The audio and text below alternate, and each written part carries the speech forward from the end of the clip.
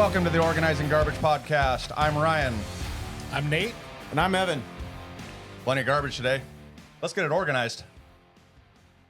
Well, what's on our topic of agenda today?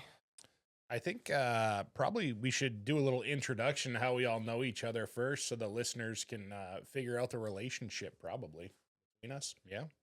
Oh, I thought you were saying that they could figure out their relationships. That's, I don't know, a little Figure weird. out their gender. That's for them to figure out. They can figure that stuff out. Well, fire away. Why don't you have at her? Yeah. So Ryan and Evan, actually, Evan got a hold of me. I was selling a trailer, gooseneck trailer. And Evan got a hold of me and was like, hey, interested in that trailer? Can we come take a look? Now, mind you, I am not very mechanically inclined. I knew some things were wrong with it. I was very upfront and honest about that, all the work I'd done to it. And Ryan and Evan came out to take a look. We ended up talking, come to find out, we all kind of compete against each other in business. We all do land clearing and that sort of thing, excavation. So got to talking, figured out they were some pretty good guys. They bought the trailer off me. Come to find out the frame was broken. Sorry about that, Ryan. I did not know. Yeah, well, I bought it in the snow. I should know better than to buy a trailer in the snow. But in all reality, It was just kind of broken. It wasn't completely broken. just a little broken. Sort of broken. But in all honesty, I actually we just revealed to Nate after years of knowing each other that the ulterior motives were there because Evan saw this trailer, saw who was selling it, saw what company he ran, and said, "Hey, let's go check this guy out, see what's up." And I needed a trailer anyway, but there was good motive to that. And there's power in numbers, so strength in numbers. Well, so now it's getting to the point where, like, at first we were kind of working together, like, hey, I need this machine or this attachment. Can I rent that off you? Oh, sure, yeah, throw me 100 or 200, whatever the price is for the day, whatever, it doesn't matter. And now it's turned into we all just have each other's back. If one of us has too much work and the other needs something to do, it's like, hey, I got a day job over here.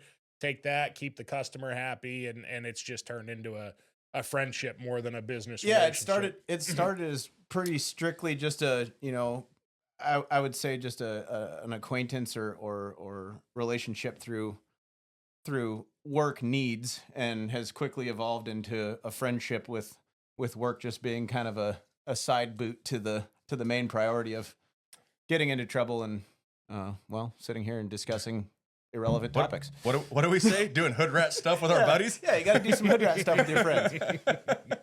Yeah, I mean, yeah, anything from shooting competitions to pig roasts on the 4th of July out at the property. We're now a bunch of buddies, and now we're doing a podcast together. So, yeah. Sorry about your luck for listening to this. Poor life choices on your part, but hey, we'll do our best. So, Yeah. What do you got for today? Anything? Well, I guess we can just finish up an intro real quick. I'm Evan. Oh yeah, we could do that. I mean, I'm not that important, so I guess I can just sit here. No, I'm Evan. I've been living in Alaska for 16 years now. Ryan and I met in Sitka, Alaska, 13 years ago, I think. Gotta be, yeah. His wife and myself worked together, and Ryan and I occasionally shared a good cold brew together at the local bar, and we became close friends, and we've been friends ever since. There's I mean, to add on to that, I mean, we were living in Sitka about the time we met. I had my charter business there, but I had my boat over in Sitka, and we there were some dead things that ended up on that boat. I think it went from a casual conversation over a beer at the bar to, hey, what are you doing this weekend? You want to go deer hunting? Yep.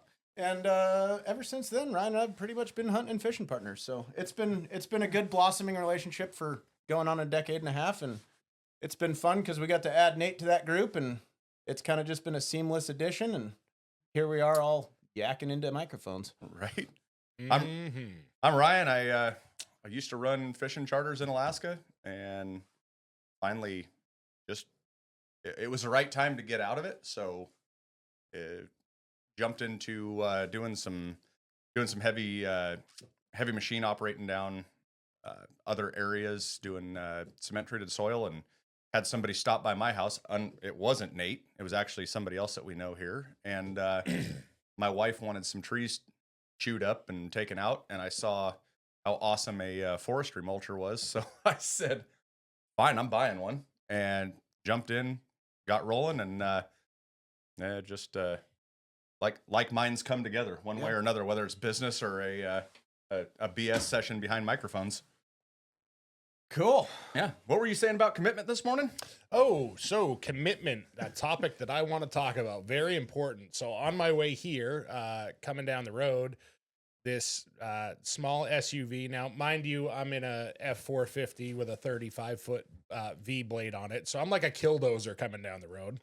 And if the commitment is, if you're going to pull out in traffic, you need to commit to that. Don't half-ass it, okay? Because you're going to die. This lady pulls out. I'm going down the road. She pulls out in front of me and then looks at me and hits her brakes. And I'm like, you're going to die. Just commit. It's okay if you're pulling out. I'll hit my brakes, but commit to it.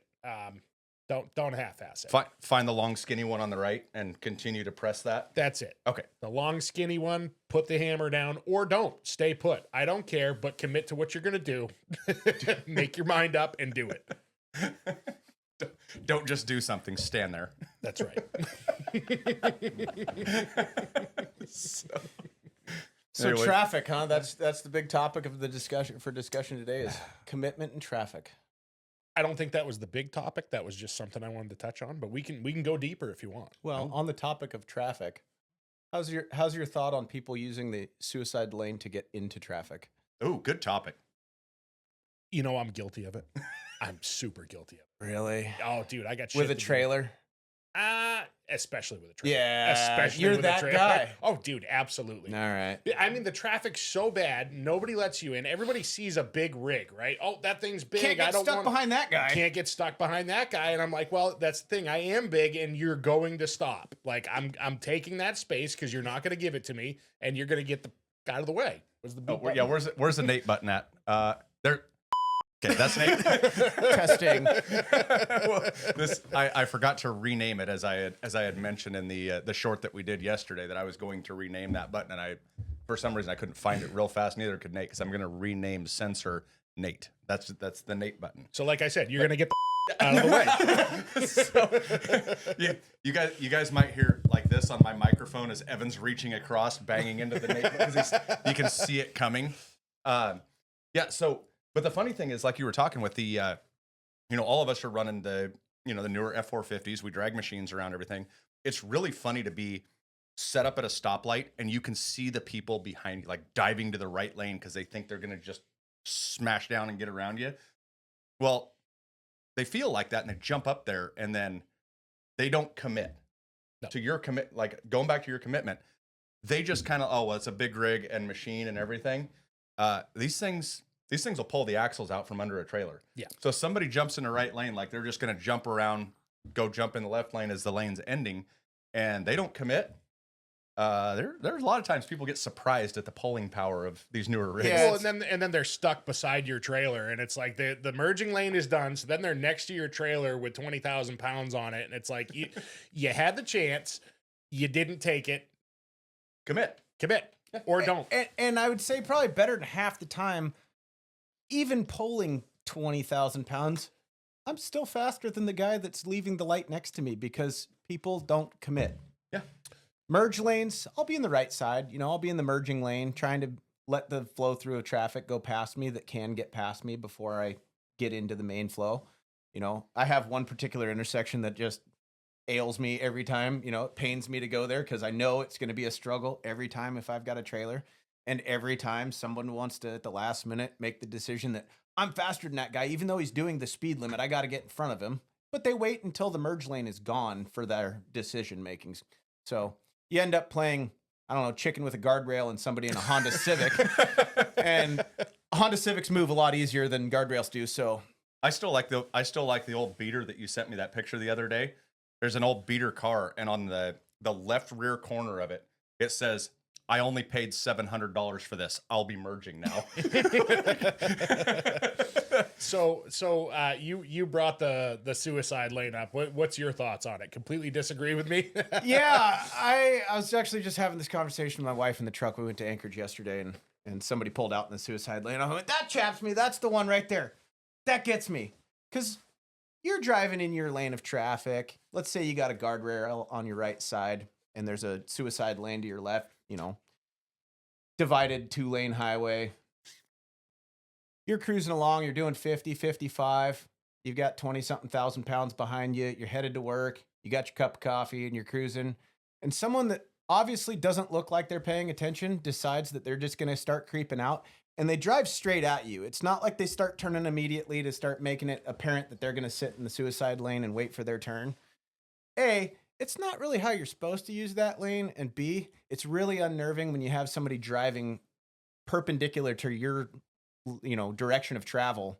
Well, and they're pinching you up against a guardrail. Well, like you said, when you're doing 50, 55 miles an hour in like a 25 mile an hour zone and they do that, I mean, it's just I wasn't doing 50 and a 25. What are you talking about? I was doing 50 and a 50, okay? Yeah. So here's one thing though that I do when I do use that suicide lane. Like, let's say you're coming out of a ARG, right? And you're hanging a left on the PW. Yep. There's that suicide lane there for turning into the business. That's for getting off the road, not on the road. No, but if you have a trailer with a machine, it's for getting on the road. This is what I'm trying to explain to you. So if you get out of the way, then I can get in the way. No, so I will. That's Nate's lane. That's Nate's lane. Nate has a lane and a button. When Nate tries to rewrite laws, we're gonna Nate him. So what I'll do though is I'll look both ways, and like that lane's wide open. I've got a trailer. I've got some weight behind me. There's a ton of traffic. Nobody's going to let me in. I have an opening. I'm going to take that lane. I'm going to get up to speed because there's a mile and a half of open lane. I'm going to get up to speed and then I'm going to merge. I don't just pull out into that and then sit there and wait for traffic. I'm getting up to speed, but then people see me and they're like, okay, this guy's trying to get in. He's getting up to speed. That's part of the commitment. Like, okay, this guy's he's committing to this is what he's going to do. People see it. Committing to traffic violations. Committing to traffic violations, committing to breaking the law. I make my own rules and everybody else is to fall in line. Y'all just need to figure out what I'm doing because I'm making it up right. Society has failed Nate. They didn't build the roads to his specifications. Right. That's right. We're going to have to, I mean, there's a new slate of lawmakers just elected here in Alaska. So, maybe we'll have to have one of them on and we'll talk about how we can get some laws. Yeah, if you don't like the rules, break them. I mean, change them. Change them. Yeah. Well, that's how we can indoctrinate them. Oh, you know what I'm saying? You got that button on there? Yeah, it's somewhere. I don't know. Does that thing sound? Does that thing bleep out puns? I just have like yeah. I don't know, whatever, somewhere. Whatever. But yeah, I was paying attention to the whole pad that I have that just says Nate button. That's all. Yeah, we can get somebody on here and maybe we'll just change the rules. Yeah. We don't like them? Just for Nate. Just for Nate. So dragging trailers around this morning. We were waiting for Nate to get here. I had to go drop a trailer off, so we stopped in the coffee shop and out of nowhere we take off. I'm going to turn right. I'm driving. Evan's sitting next to me. Pull up to there, and just with no hesitation, he goes, "You're good left." Looked at like he goes, "Oh, not my side." You were clear left. Yeah, I was clear left. I was definitely not clear right. Whoa, hey. So do you do that with whoever you're driving with? Yeah, it comes back to, years of sitting in a boat in the military with everybody's lookout, everybody's got a job, everybody does their job. Ryan and I have spent a lot of time underway fishing and moving boats around the state, and it's the same there. Hey, if you see something, say something. It's not offensive to me if someone's sitting in the passenger seat. Let me rephrase that. There's a difference between passenger seat driving and being a good lookout. Yeah.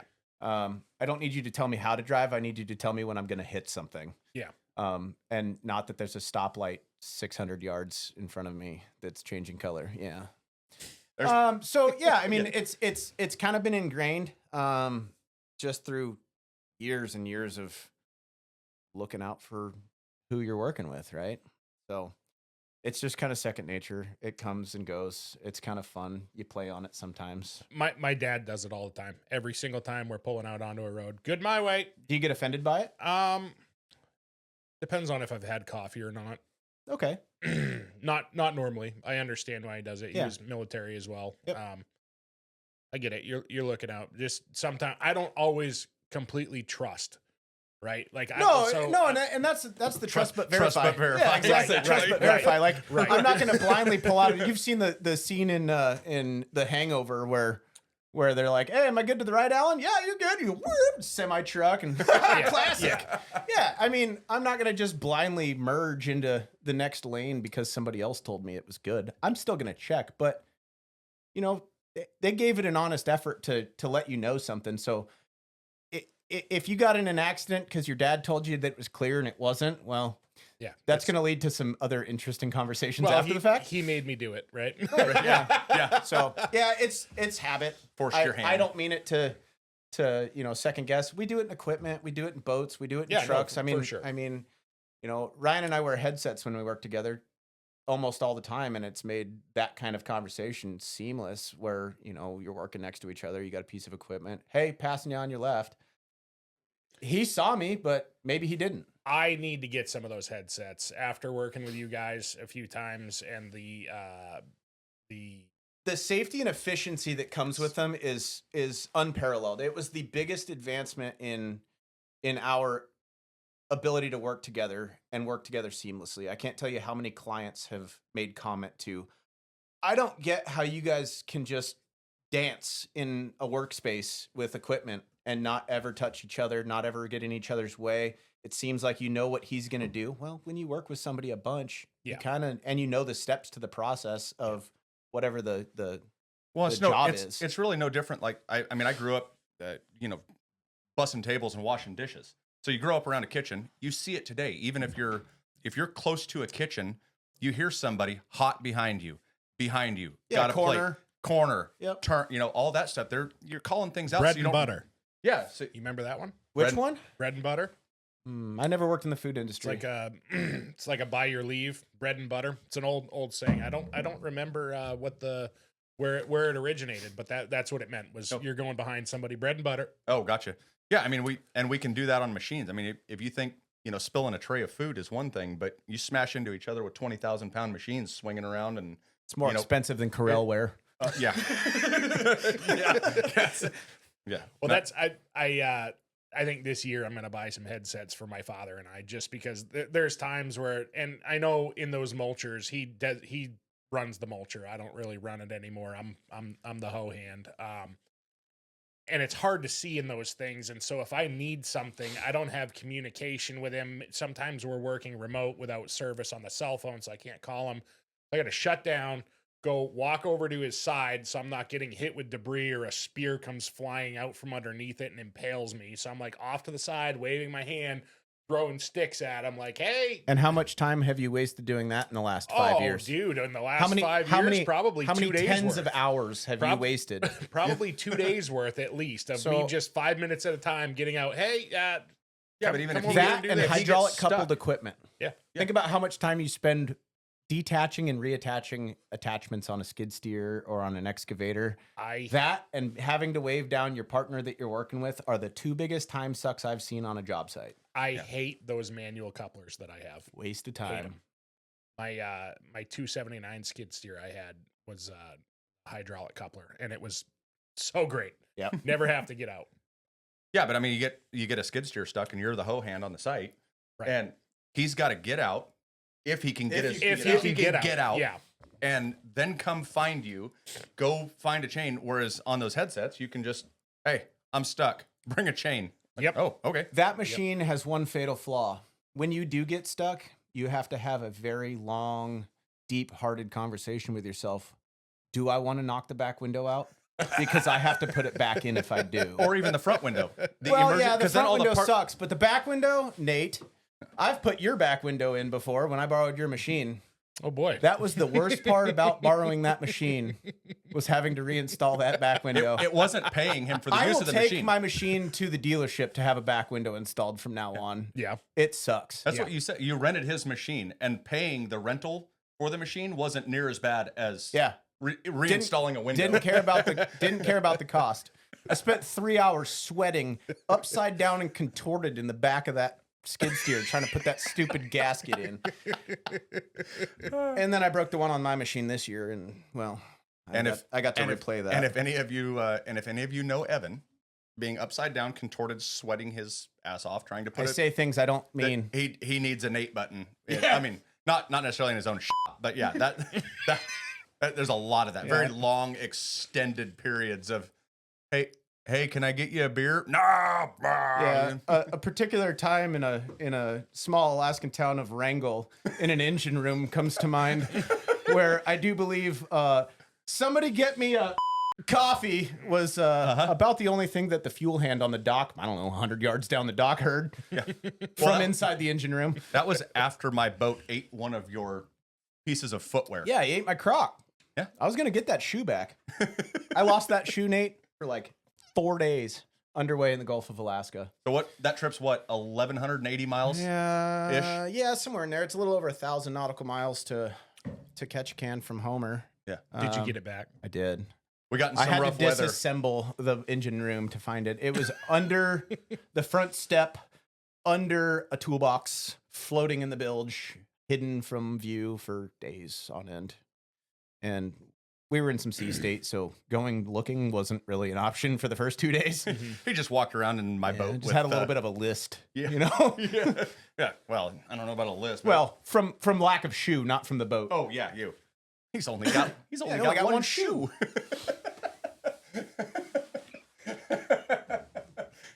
Yep.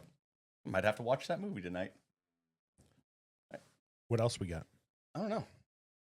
Got to be something to talk about. Well, we could talk about What do you got golf written since down it's there? like golf, summer yeah. outside. We did talk. We chatted about that this morning. Did you get a hold of the golf course? No, I didn't. I didn't think it was going to be a worthwhile use of my time to actually call and harass them because they're just trying to sell Christmas gifts to the local, golf enthusiasts and their families. Right. So, Well, I mean, if somebody goes back and looks on this, I don't know if it actually shows on. so any- George, if you're listening, we'd like to get around to golfing. yeah.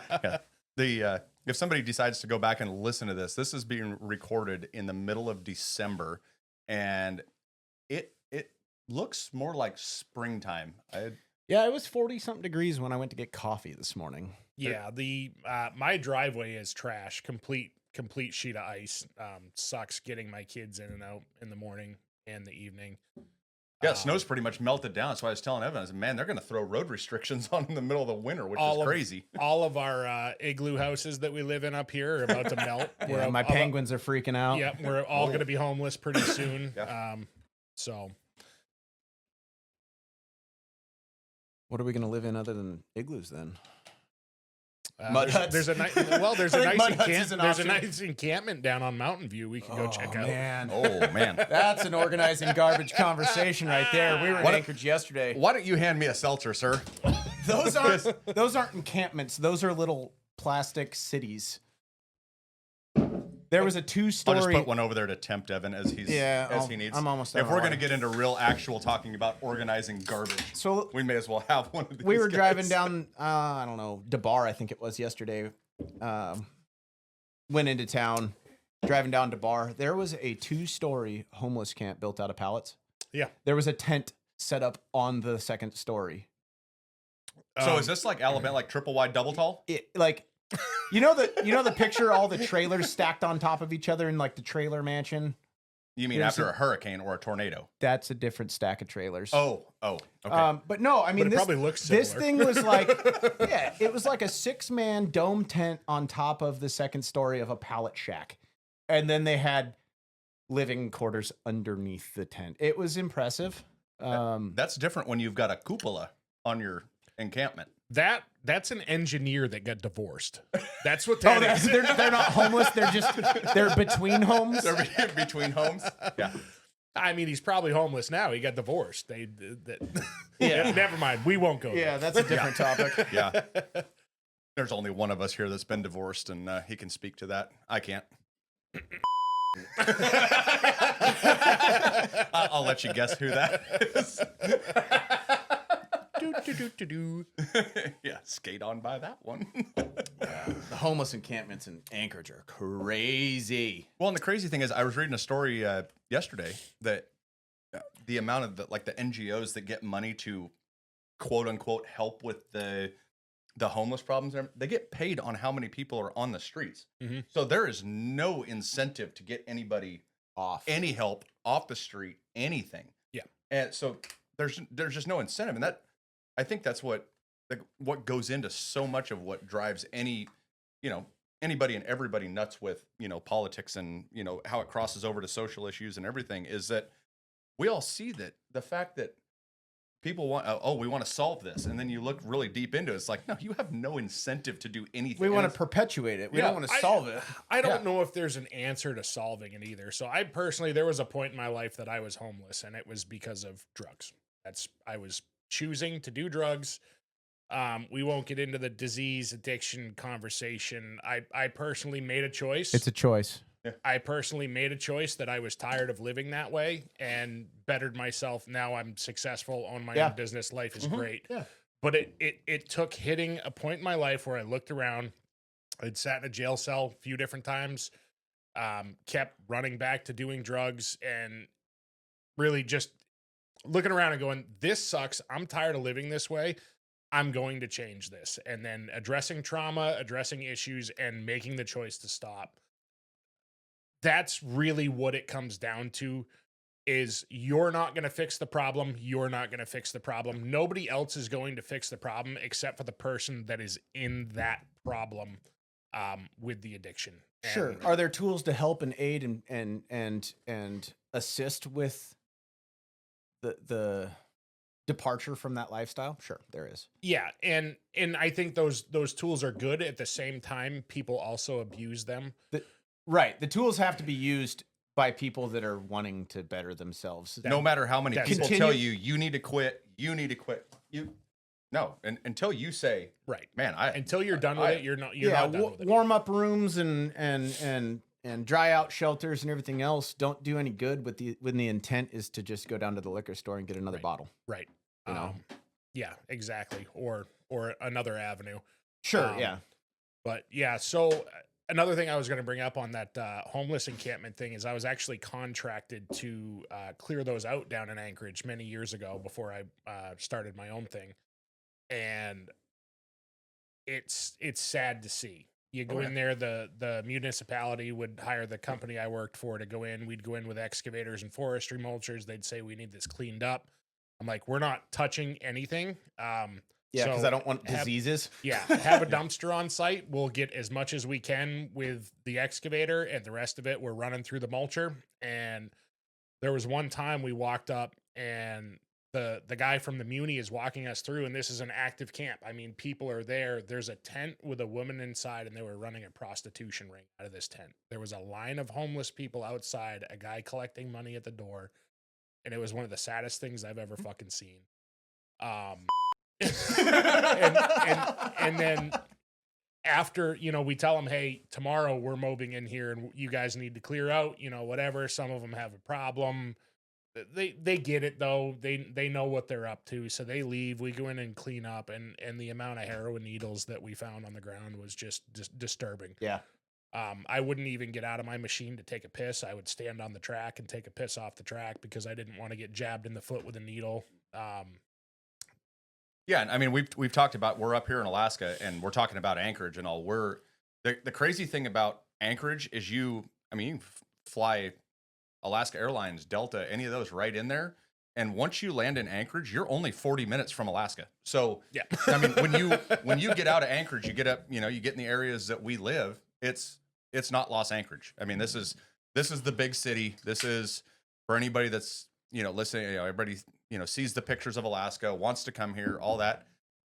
Anchorage is in our view, when we joke and talk about it, is the Seattle, the Portland, all that. So there's a lot of things based in there that are down there, things to do, everything. But we avoid it like the plague. We avoid it like the plague because it has the same problems that all the big cities down south have. I mean, it's just there's times it's a trash heap. It's not Alaska. No. Alaska in my opinion, like I said, I've been here, 16 years now. And Alaska is the most tight-knit community of good-hearted people I have ever been around and experienced, with the exception of one place, and I'll hold that place for now. But as a whole, Alaska is full of very proud, independent, self-sufficient people that are willing to have a sense of community and help each other as a whole. Well, Anchorage is the exception to that. Yeah, And you I can agree. feel it when you drive into town, that you instantly lose kind of that touch with the Alaska community and kind of the culture that comes along with it. The culture outside of Anchorage is so different and so opposite from, well, I guess it's just culture of big city, but Right. even still, I mean, we're surrounded by mountains in Anchorage and surrounded by snow-capped peaks and moose walking through town, and black bears running around on Kincaid Park. Like, it's everyday life as far as the Alaska things that happen in Anchorage, but Anchorage isn't Alaska. The vibe's not the the same. vibe's not the same. Well, I think a lot of that is once you get out of Anchorage, there's a certain level of struggle that we all deal with. The 20 to 30 below temps in the wintertime, shit freezing up, 80-mile-an-hour winds. Yeah. 80-mile-an-hour winds, even just like where my property's at. It's only 20 minutes from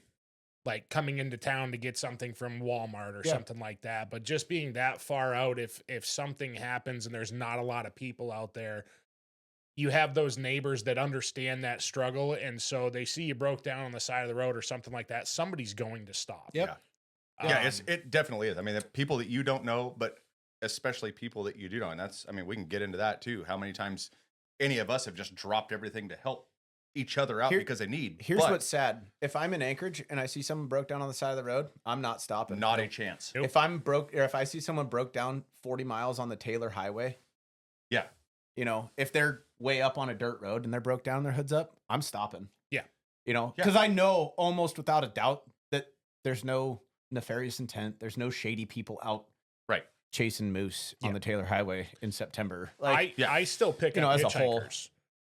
Not if I have my family with me, but if I'm alone and here's another thing, if they're facing me, if they're hitchhiking with their back to me, I'm not picking them up. But if they're facing me and I can see their face and I go, you can tell if somebody's up to something by the way and they look. There's a difference between the granola cruncher with a backpack that's just doing their Pacific Coast Trail and then some. They're up here just exploring. And the guy They in wanna go Meadow see the- Lakes looking for your catalytic. Yeah, he's on his converter. no. If they're on their way to see the Chris McCandless bus and Stampede, then I'll give them a ride a little closer to their destination. But the crazy thing on that is that the gender bias that you would think is usually the people that are doing the drugs and everything, doing the thieving cars and everything, is long standing has been guys. Yeah. The amount of trooper dispatches lately that it's women snagging rigs and just driving off like, Oh yeah. I look at name and I'm like, 30-year-old female, 34-year-old female, Dude, meth. 28-year-old female. Like, Meth.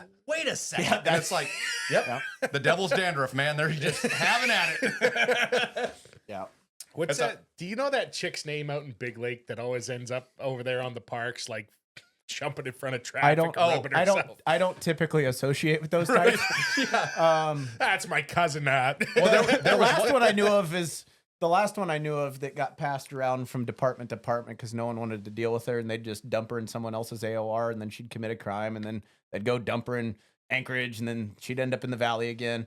She's no longer with us because I think the blood diseases and needle use kind of caught up to her. So that wasn't the one playing That Frogger wasn't- that got hit by the truck, right? No, that was a different one. There's a few of them out there that are regulars in the news, but Yeah. I'm The not frequent sure flyers. I'm not sure on the Big Lake. I Big Lake one. can't remember what her name was. I used to live out there, and this chick always, I mean, every day would be jumping into traffic, just high on some jacked up shit, and just pulling her tits.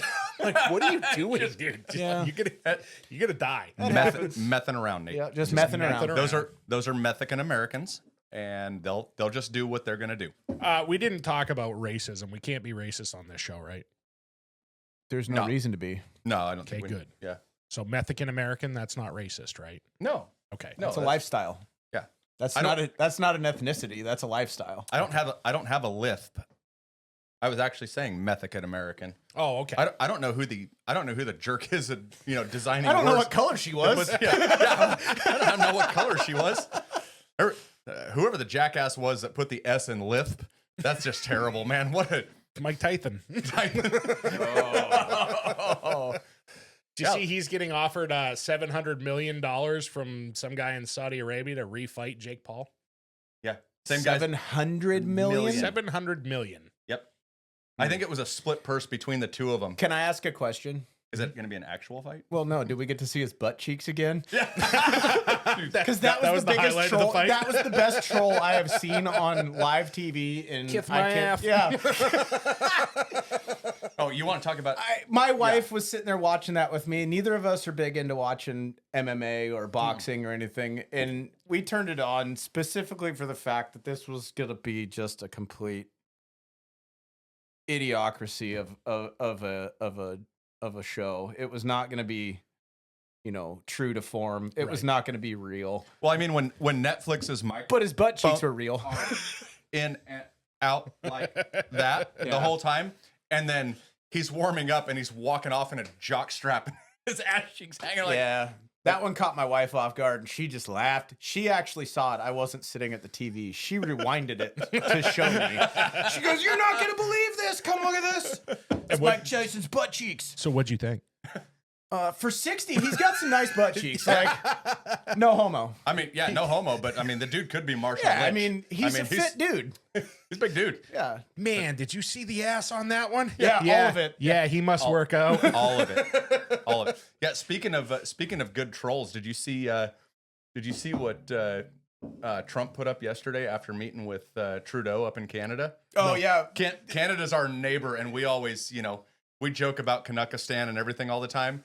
And yeah, Trump, Governor Trudeau from the great state of Canada. And I was like, bro, I'm in. If we can just take Canada and make some states out of it, and it's all just more of that, as long as we don't get some of their rules. Can I ask a question? Yeah. Are tweets still tweets, or what do we call it now that it's X? Because I don't have X or Twitter. Like, what is the term for? Do you still tweet or? Well, like Truth Social is you're putting up, you're truthing, and then it was tweeting. Facebook is just a post. We'll just stay with tweet for now because I don't know what to call it an X. Because Xing or crossing. So I'm not into that. No, not that thing. No homo. But are we gonna make mean tweets great again? Like I think we're finally back at the point. I think we could. Yeah, there could be some mean tweet. That was an epic troll though, because he just threw it up on his page, not in all caps or anything, and just put like, "Oh, it was great to meet with Governor Trudeau of the great state of Canada." And I was like, that can't be real. It's real. It's real. Welcome back. Welcome back, Mr. President. So I grew up in Maine, and Canada is right next to. That's the wrong half of Canada. That's the French half. The French half. Yeah. Oui. And I mean, so northern Maine is all loggers, right? Just backwoods, good old boys, and we just shit on Canadians all the time. Yeah. And the Canadians over there are actually dicks. Like, they suck to have a conversation with. Yeah. They're pricks. We would drive over to Quebec to get Chinese food when I was younger out of, I think, Jackman, Maine. Canada was just a short drive away to get some Chinese food because in Jackman, there was none of that. So, but then when I moved here 10 years ago, I wanted to see the top of the U.S. So I drove through Montana, North Dakota, wanted to see the Blackfoot Hills and stuff. And I get to Bellingham, Washington, hang out with a friend I went to high school with in Maine. She lives there now. And then come up through British Columbia. And that's a different Canada, isn't it? It's a different Canada, man. And those people are so nice. They're great people. I love give that Western to them. Canadian I people. always had this image in my head of Canadians. Yeah. He beat himself. I love it. But then I come through British Columbia and my card got shut down because I didn't tell my bank I was driving through Canada. So I'm at a fuel station, can't fuel up. I need to spend the night while I figure out this whole card thing. And the guy in the gas station's like, "Hey man, if you want like hot dogs or soda or whatever, you can have that for free. Like if you take any merchandise, I need to run a card for that. But any hot dogs or something, help yourself, like until you keep get yourself your card fed until you get it taken care of." Super kind people, which really changed my perspective on Canadians. Yeah. Honestly, every time I go to Canada, from here, Western Canada, I've flown through in my own, conveyance. I've driven through Canada. I've driven to Canada. And I would say almost without fail, I have more problems with the U.S. border side than dealing with the Canadian side. Without fail. As long as you have all your I mean, if Even you have everything in order. I've never had an issue as far as like, I've never had a happenstance that prevented me from crossing the border or sure. Well, it happens. Yeah. But that could have been 50 years ago and Canada will still hold it against you. That's one Right. thing that's frustrating living in Alaska is, I mean, you could have, not that I'm condoning DUIs, but let's say you got a DUI 30 years ago when you were dumb and young and, out running around. And then now you're trying to move a Connex full of business stuff through Canada because you want to haul it up from an auction in the States. Business stuff. And then you can't because, well, you drank too much and drove 30 years ago. Like, is there a moratorium on stupidity? There should be. Mine is for a simple assault when I was 19 years old. So when I drove up here, I came up with firearms, declared them at the border. They didn't even want to look at them. They were like, okay, you're all set. Go ahead. 5 or 6 years later, I'm working for a company and they're like, hey, we're going to buy a dump truck down in California. Can you make it through Canada? And I go, yeah, I drove up here. Absolutely. They fly me down. I pick up the dump truck in Cali, drive it back, get to the same border I drove across the time before. And they're like, you're not coming through. Yep. And I'm like, for what? Yep. Well, you have a simple assault on your record and that's a felony in this country. And I'm like, I drove through here 6 years ago. Yep. Yeah, well, it all depends on who's at the border. So then they turn me around and I get to the American side and they're like, why didn't they let you through? I'm like, Canadians, and all the border agents are French Canadian. I've come to realize. Yeah, they're a bunch of they might not be, of knuckleheads. In my opinion, all Canadian border agents are all French Canadians. So God bless British Columbia, but Quebec, If you're west of Alberta, no, let's call it Saskatchewan. If you're west of Saskatchewan, we can be friends. Yeah. If you're east of there, we can be friends. Maybe, but probably not. Yeah. Not real likely. Yeah, we don't have a lot in common with that side of the world. No, not so much. Western Canadian people are great people. I have met a handful of them in my travels, and they have all been extremely welcoming, extremely helpful. I flew up. I bought an airplane years ago and brought it up from South Dakota right during COVID. So the woes of dealing with COVID were at its peak, and then add crossing an international border in a conveyance that's not typical. Yeah. And it adds some butterflies to your stomach and some complexities in the logistics of said conveyance. Yeah, as a young kid that doesn't have a lot of time flying, going from South Dakota through Canada it's a lot to take on. And I mean, everybody that I met on that trip that was in Canada were compassionate. They were kind of just happy to see somebody because nobody was traveling at that point. So, you're driving, eh? Oh, we showed up at one place in Mackenzie, British Columbia. It's right before you it's the last stop before you get to no man's land and head for the Yukon, right? So there's like 400 miles of just a valley of nothing after that. And so we pulled into Mackenzie, stopped to get fuel. And the lady running the fuel station, she's like, whoa, I'm so glad to see somebody's actually buying fuel. You're the first person that's bought fuel from us in a week and a half. Wow. I'm like, that's an impact on business. Mm-hmm. But she was all about giving me free ice cream. She's like, we got ice cream here. You want some ice cream? We sat at the picnic table and chatted with her for half an hour. She showed us a bunch of charts and maps and, obscure places to land if we needed to splash fuel or, I mean, she was so informative and so welcoming without any regard for the status quo of social distance and, stay away from everybody and don't talk and don't get out of your airplane and don't get out of your car. And, it was really cool to see that just because they live on that side of the border doesn't mean they're not really good, solid people. No, they're so much more like us because like where we're at here, the same thing. They're isolated. During the whole COVID thing, people from Anchorage came up because Anchorage shut themselves down, and you got to have men. You can't, nothing for restaurants, everything.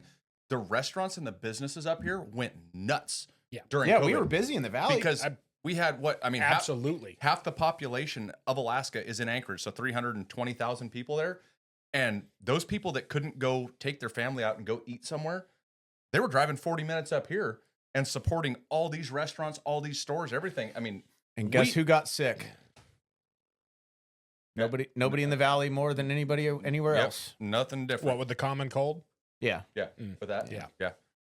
Yeah. I remember I was on the slope when COVID hit, working in the oil field, and I came home and my roommate was like, so are we like social distance? I'm like, dude, get over here and give me a hug. I haven't seen you in 3 weeks. If we're gonna get some virus that's gonna kill us, we're going down together. Fuck that. Yeah. I was at Ted Stevens Airport coming back from the slope. Actually, I think I was coming back from the slope when the Coletta Air 747 landed from China that had all the Americans on it that were, infected. Yeah. So they took them to the North Terminal and quarantined them. Yeah. So I was at the airport when that airplane taxied by our gate. I'm like, hey, there's the lepers. There's the branch COVIDians. Yeah, there's the lepers. Like, those people can stay over there.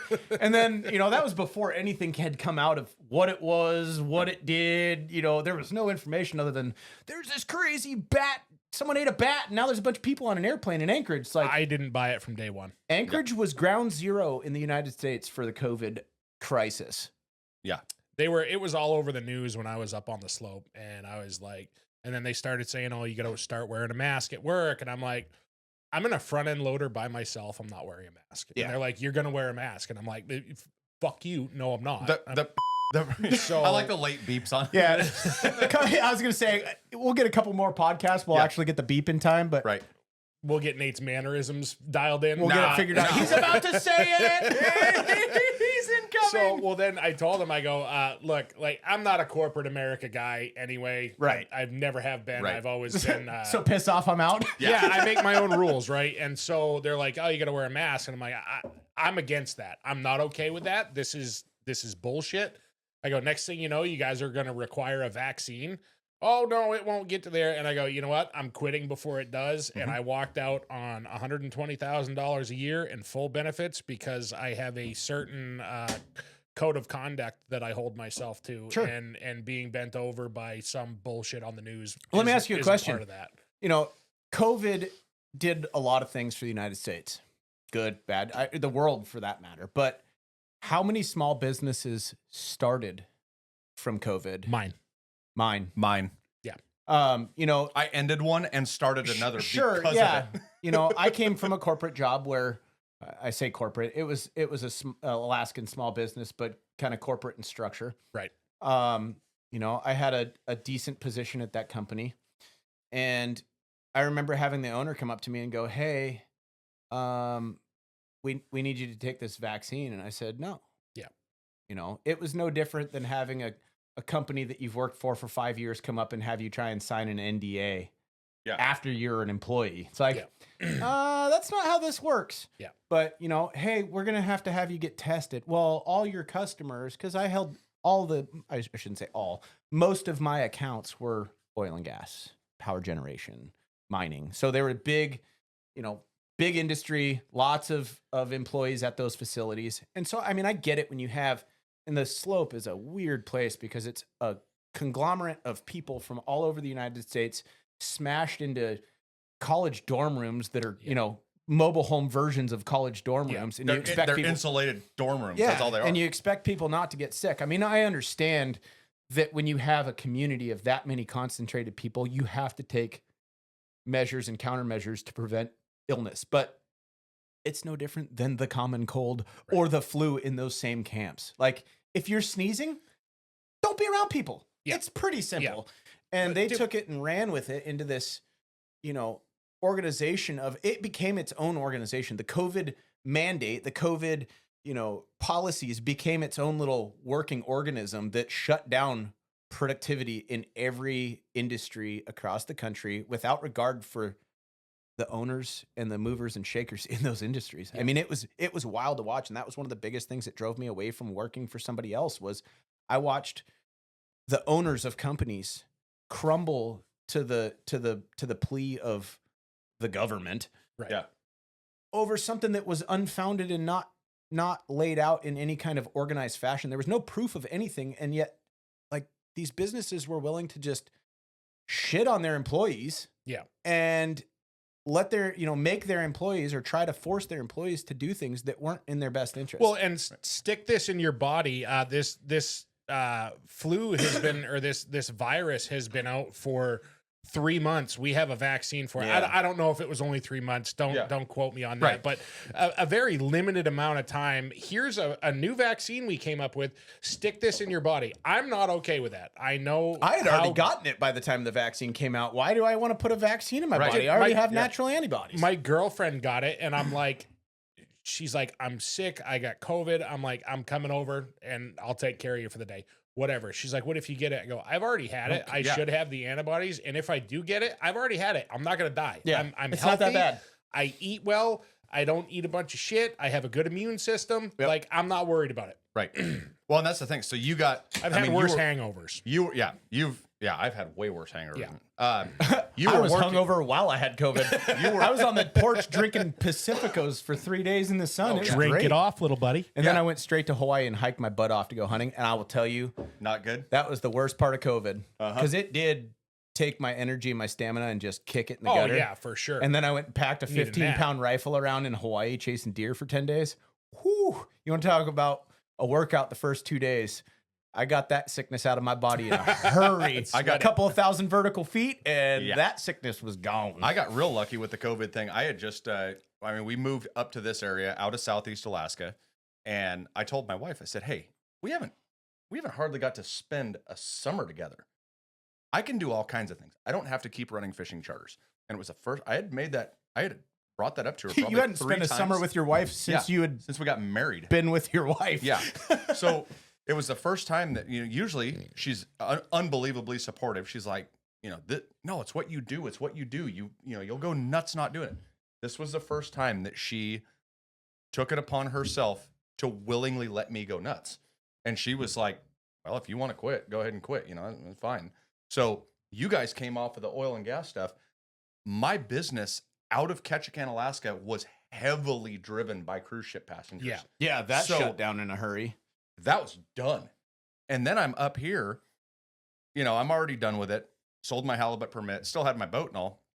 And I'm looking at the rules that were put out. And it's like no more than 4 people on any boat, and they must be in the same household. Well, down there, we're running 6-pack boats. Most we can run is 6 people on a boat. Up here, you're running 16 to 18 to 20 people on a boat. Yeah. You are not moving one of those boats, putting that much fuel in it For 4 people. for 4 people. You're not doing it.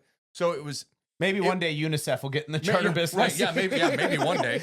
But so we all come from different ways, but in the end, it was our own feelings, our own minds, and right there saying, I'm not going to be beholden to somebody else. Yeah. I'm starting my own business. Understandably, I had one, but I was like, no, I'm going to go do something that's not affected by anything you tell me. Yeah, if I can't pay my bills, that's my problem. Right. That's my own fault. Yep. That's my own I'm leaving thing. it up to me. My own destiny is my choice, and I'm going to take control of that and not leave it up to somebody else going, oh, well, no, you're good. You're good. I'm not going to fucking swear. This is way too fun. No, that's the mindset I had too. Was like, you know what? I'm not doing this. I don't feel right about this. God gave me this immune system to fight off sickness and disease, and I eat healthy, and I'm not going to be told by corporate America that I have to do something to keep a job and get a paycheck to feed my family. With our jobs, with our businesses, there's loads of regulations in insurance, right down to how you have to. There's plenty of white tape, red tape that you got to dig through. Loads of stuff on that. But when it's usually on top of an electric line. Yeah, typically the red tape is on top of electric lines. Colored roots, my favorite. Right. Just don't hit the no pipe. We have to navigate that with our businesses. But if I want to go to work and a customer wants to hire me, I'm going to work. I'm going to make money. Got a family to feed. Right. And when you're working for someone else, or you're so heavily driven by something that someone can tell you can't be around other people, you know what? I can get in my machine and I can not be around anyone for days. I mean, what we do for the most part is like therapeutic. I could go all season without having a physical conversation or, a face-to-face conversation with anyone really other than a property owner. And you're outside in the woods at that point, walking around. I don't have to be right in their face. What is it? Life, liberty, and pursuit of happiness. You know what makes me happy? Killing trees. Yep. Sure does. Yeah. Dead trees. I do get pretty lost in the forest when I'm a little lost in the forest. Yeah. Get a little chubby. Like Fern Gully is like my favorite movie as a kid, just for the Amazon like deforestation scene. Mowed over. Most people hate that scene. Like that was a goal for me as a kid. No, I'm kidding. I had no idea what was going on in that movie when I was at the age to watch it. But killing trees is nice. And I still remember pandemics and everything be damned, we can still go kill trees. Yeah, the first time you got in a mulcher, he jumped into mine. Yeah. Ran it for what?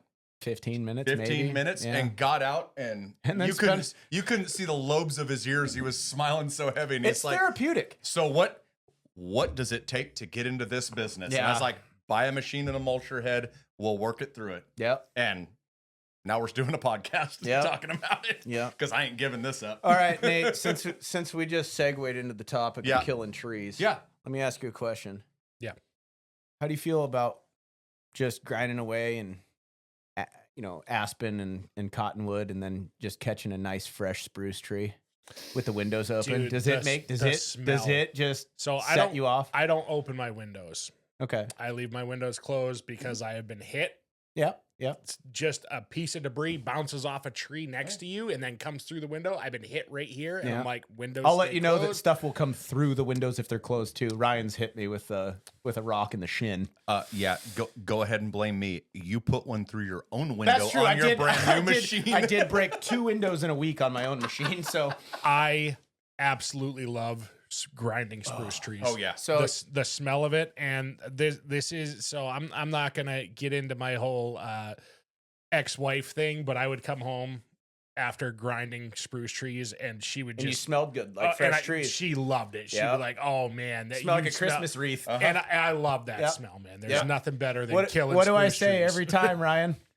For trees. La la la la la. Breathe happy for trees. Every time I kill a spruce. Yeah. That's what's great about having a headset on, because Ryan gets to enjoy me killing a spruce every time too, because it's every time I say it. Yeah, it's great because you stop thinking about talking to someone because you're just in your machine and we all get a little goofy and they're just randomly we just talking. talk whether someone's listening or not. Once in a while, I'll hear Evan out there, singing a reggae song because he just forgets there's a headset on. And we're running random playlists and dinking podcasts, songs, whatever. Yep. And all of a sudden I hear Evan in Bob Marley voice just jamming away. I'm like, sometimes you just gotta jam. Sometimes you just gotta. I will tell you, do a little reggae. I have a pretty eclectic and wide, genre base of music that I listen to. Yeah, I listen to just about everything other than the hibbity bibbity rap crap that I can't stand because, I quite honestly just don't understand the culture or the words that are being said. Yeah. I'm not trying to appropriate that culture. I'm not a part of that culture. No, that's what I mean. So, but aside from listening to like modern rap music, there's pretty much everything on my playlist. Yeah. But there's something about just a little steel drum and reggae that gets you jiving in the midday where, the timeline is not existent really. You get lost doing that job. I will say that 8 hours goes by just as fast as a 2-hour job for me in the mulcher. So you're out there basically singing about saving the planet while you're destroying the planet? In more words than it takes, yes. I mean, where's the applause button? Yeah, right. Where is that thing? Yeah. There's people that talk about it, and there's people that be about it. That's it. Yeah.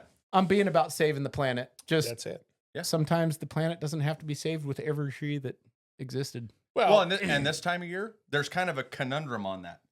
Being Christmas time, there's you either go kill a perfectly healthy tree and drag it inside.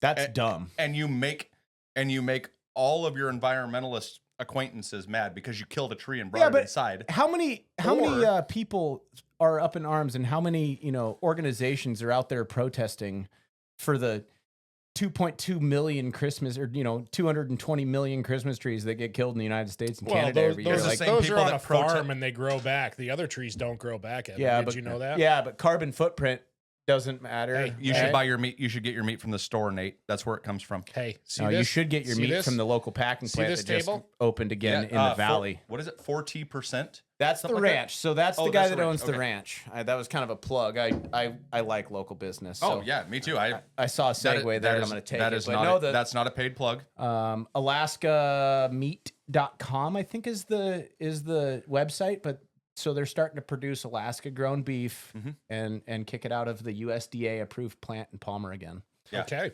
So get your meat local. Yeah. I'll look into that. Yeah. I agree. What I was going to say is, if you look at this table and you figure this is the world, that corner you're in over there, yeah, don't piss in that corner. Okay. This is the pool. Okay. This is the world. This is the pool we're in. You can't pee in that corner. Okay. Okay. Why not? It's going to end up over there. No. That's not how physics works, Ryan. If you don't pee in that corner, you'll be safe. Oh, so is that like a smoking area in a bar, or I mean, it's like a smoking area on a plane. Oh, okay, smoking area on a plane. So why don't we have a peeing area in the pool? That is a good point. No, you do. The rest of the world can pee. Oh, but you're in that corner, so you can't pee over there. So the majority of the pool is the peeing area. But if you're sitting by the steps at the entry and exit of the pool, that's the safe area. That's the safe area. You can't pee there. If you stay there, you won't get pee. You know what the great thing about killing trees is? There's no dye in the water to tell people that I did it. Yeah. Excellent. Right? I just leave. Yeah, just leave. And there's no trees anymore. Right. Speaking of killing trees, you guys want to go do a runway in the next couple weeks? Yeah. Yeah. I love runways. I just had a call come in for a runway bid. Went and looked at it, and the guy's ready to go. So right on. Let's do it. I could use some help. Yeah. Okay. So yeah, let's do a runway. Podcasts and killing trees. I like it.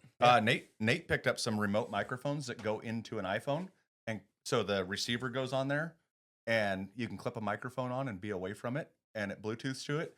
So we'll have to do some remote podcast stuff in the woods, because I think that'll be fun. Yeah, it'll be something. It'll be something. I'm also looking at those Meta glasses. We're gonna need a with the bigger camera in Nate them. button. Yeah.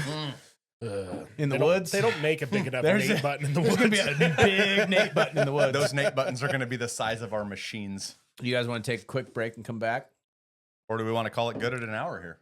We could do that. I'm good to keep going for a little while. I'm good to keep going too, man. Let's take a quick pause. Yeah, let's take 5. Cool. So anyway, building airstrips. Yeah, and we're back. Got a call to go check out a runway. Guy wants a runway put in on his own personal property. Done a couple in the past, and I'm like, yeah, we can do that for you. So I went and looked at it today. The guy's pretty serious about it. Wants to do it this winter. Gave him a price. He was happy with it. And my father is back in New England for the winter, so I don't have any help. So if you guys want to come give me a hand with that, that would be awesome. There's a guy on this board right now that may have some aviation experience. Yeah, not much, but I've landed on 1 or 2 dirt strips that have been built by someone else. So okay, I know what I like when I land on something. Do you know? So if you were to design a runway, how long would you want it? So there's a lot of questions to answer when it comes to building an airstrip. The first one being, what's the core mission of the airstrip? No, we haven't even got there yet. We're working it down. Oh yeah, so we're gonna break it down. Right down into here. Are we landing 737s or are we landing Super Cubs? I think we're landing Super Cubs. So there's a broad disparity in Best question for you would be, what is a runway? No. What is a mulcher? No, what's common up? What would be common up here for an airplane Like if you've got buddies that say, hey, you built a strip, I want to be able to get in there. I know you've got a Stoll Super Cub, but I'm flying X. You know, this is so typically I'll give you my rundown of my perception of the average home built airstrip in the valley, especially. Most guys that build airstrips are airline pilots or similar. right. You know, they've got a decent income, and almost all of them fly Skywagons. So almost anyone that can afford to put a strip in has a 180 or a 185 or a 206. Mhm. They need 1,000 feet and good approaches. That's minimum. You know, can you work 1,000-foot strip if it's got good approaches? If it's at the end of the lake, yeah, you can land whatever you want in there. I mean, there's a lot of airplanes you How can wide? stop in 1,000 feet. The wider, the better. I'll give you a really good reason why I say that. So an airplane, typical general aviation airplane is going to be, let's call it 35 to 40 feet wide, right? So that's a good width. Let's double that. Let's go to 80 feet. When you're doing 80 miles an hour, 80 feet does not feel that wide. Yeah. Can Well, yeah, you, you're can you only get in talking- and out of there if you're proficient? Yeah, absolutely. You're only talking 20 feet on each side at that Right. point. So it's not 80 feet on each side, Yeah. just for reference. So there's a couple things that come to mind. 1,000 feet, good approaches. And then you start adding weight. Like, let's take that same airplane. Let's load 4 people and all our hunting, camping gear, whatever in it. Now that 1,000 feet turns into 14, 15, 1,600. Yeah. And then you got 75-foot trees on either end, right? Yeah. So, you got to have the space to get the wheels touching and stopped and going and off the ground. And you need the clearance from the trees on either end to get in and out comfortably. I've been in and out of places that are significantly tighter than that. I've been in and out of places where I'm literally dragging my wings through the bushes. And it's cost me a lot of money. Yeah. You know, I balled an airplane up because I didn't want to cut the strip too big. I spent 2 hours the night before cutting bushes off that strip. But it was out in the middle of nowhere. It was one of my secret little hunting spots. Brian's been there. It was not like some of my fishing spots where it's so secret the fish don't know about. This one was definitely It's a known honey by hole. bears. Yeah, It- it's a honey hole. Yeah. What did we see the last time we were out there? I don't know, 20-something, 30 20, bears. 30 bears Yeah, out something there. like that. Anyway, But yeah, I had a personal, mission to keep it tight enough that other people couldn't get in there, and it cost me a lot of money Yeah. and a lot of pride. When you see your airplane flying under a helicopter, it's not so much fun. So that gave me a real new perspective to what I like for margins on an airstrip. 100 feet, 2,000 is really nice. 100 feet and 1,500 is like the gold standard for around here. That gives you some room to work with. It gives you the ability to get pretty much anything that we fly around here in and out with moderate loads. You can do it shorter than that, but again, how comfortable do you want to be when the wind's blowing and things aren't ideal and you're heavy and everything else? So we're going, the approach is going to be 70 feet wide, and then it's going to fan out. Okay. Yep. And so you're gonna pull in. It's gonna be 70 as you're touching down, and as you progress, it's getting wider and wider, probably up to about 100 feet wide. Okay. We're 2,400 feet long, so Beautiful. plenty of Plenty. room. And the one I so you mean we get to go kill more trees than I expected? yes, That's 4.5 acres Yes. of trees. yes, If yes, I do it the is. rough math. Yes, it is. Yep. I mapped it out to like 4.1. Yeah. Told the guy roughly 4 acres. We'll just charge you for 4. It's winter work. We're happy to have the work. I'm not gonna cry over $1. Yeah. What kind of trees are we looking at in that area for? I mean, because that's Birch. birch, Just like what's outside that window Yeah, right so you there got for the most part. Most of it's mulchable. 50 to 70-foot trees. Here, I'll turn the camera out there real quick. Yeah. Yeah. Y'all see that? Okay. Yeah, it's Insert any- birch tree. You can tell it's a birch by the way it is. Yeah. 6 to 16 inches in diameter. Yeah. Nothing massive. Some thin spots as well, which is why it did come in over 4 acres. But I was like, we'll just call it 4 because Yeah. there is some areas. It's not completely thicket, you Yeah. know. So we'll call it 4 acres and go with that. But Yeah, 26 and 100 is, or 24 and 100 is, that's a solid Yeah. strip. That's really comfortable to work out of. The one I did a couple years ago out in Big Lake, I think we were 18 or 1900 long, 1950, somewhere in that range. And then I think we were 120 wide. Yeah. Which was it was nice. Yeah. It was a nice one. That's considerable. And Yeah. and it's really weird when you're approaching an airstrip, especially for the first time that's of that size, even 124. It looks tiny from the air. Yeah. It looks tiny. Talkeetna Village Strip, the one that's in town, it's huge. You know, it's a couple thousand feet long and it's over 100 feet wide. There's a tree right at the approach end, right at the river. So you approach over the river. Otherwise, you're flying right over downtown Talkeetna. It looks tiny the first time you go in there. And then you get down in the trees and you're like, man, this thing's freaking huge. I could land in here twice. You know, but man, just that sense of comfort of coming in and feeling like you're landing in an airstrip as opposed to like a little swath of trees that got cut out and I think I can fit in there. It makes a huge difference in confidence of the pilot. It makes a huge difference in the confidence of the parameters that you can fly in.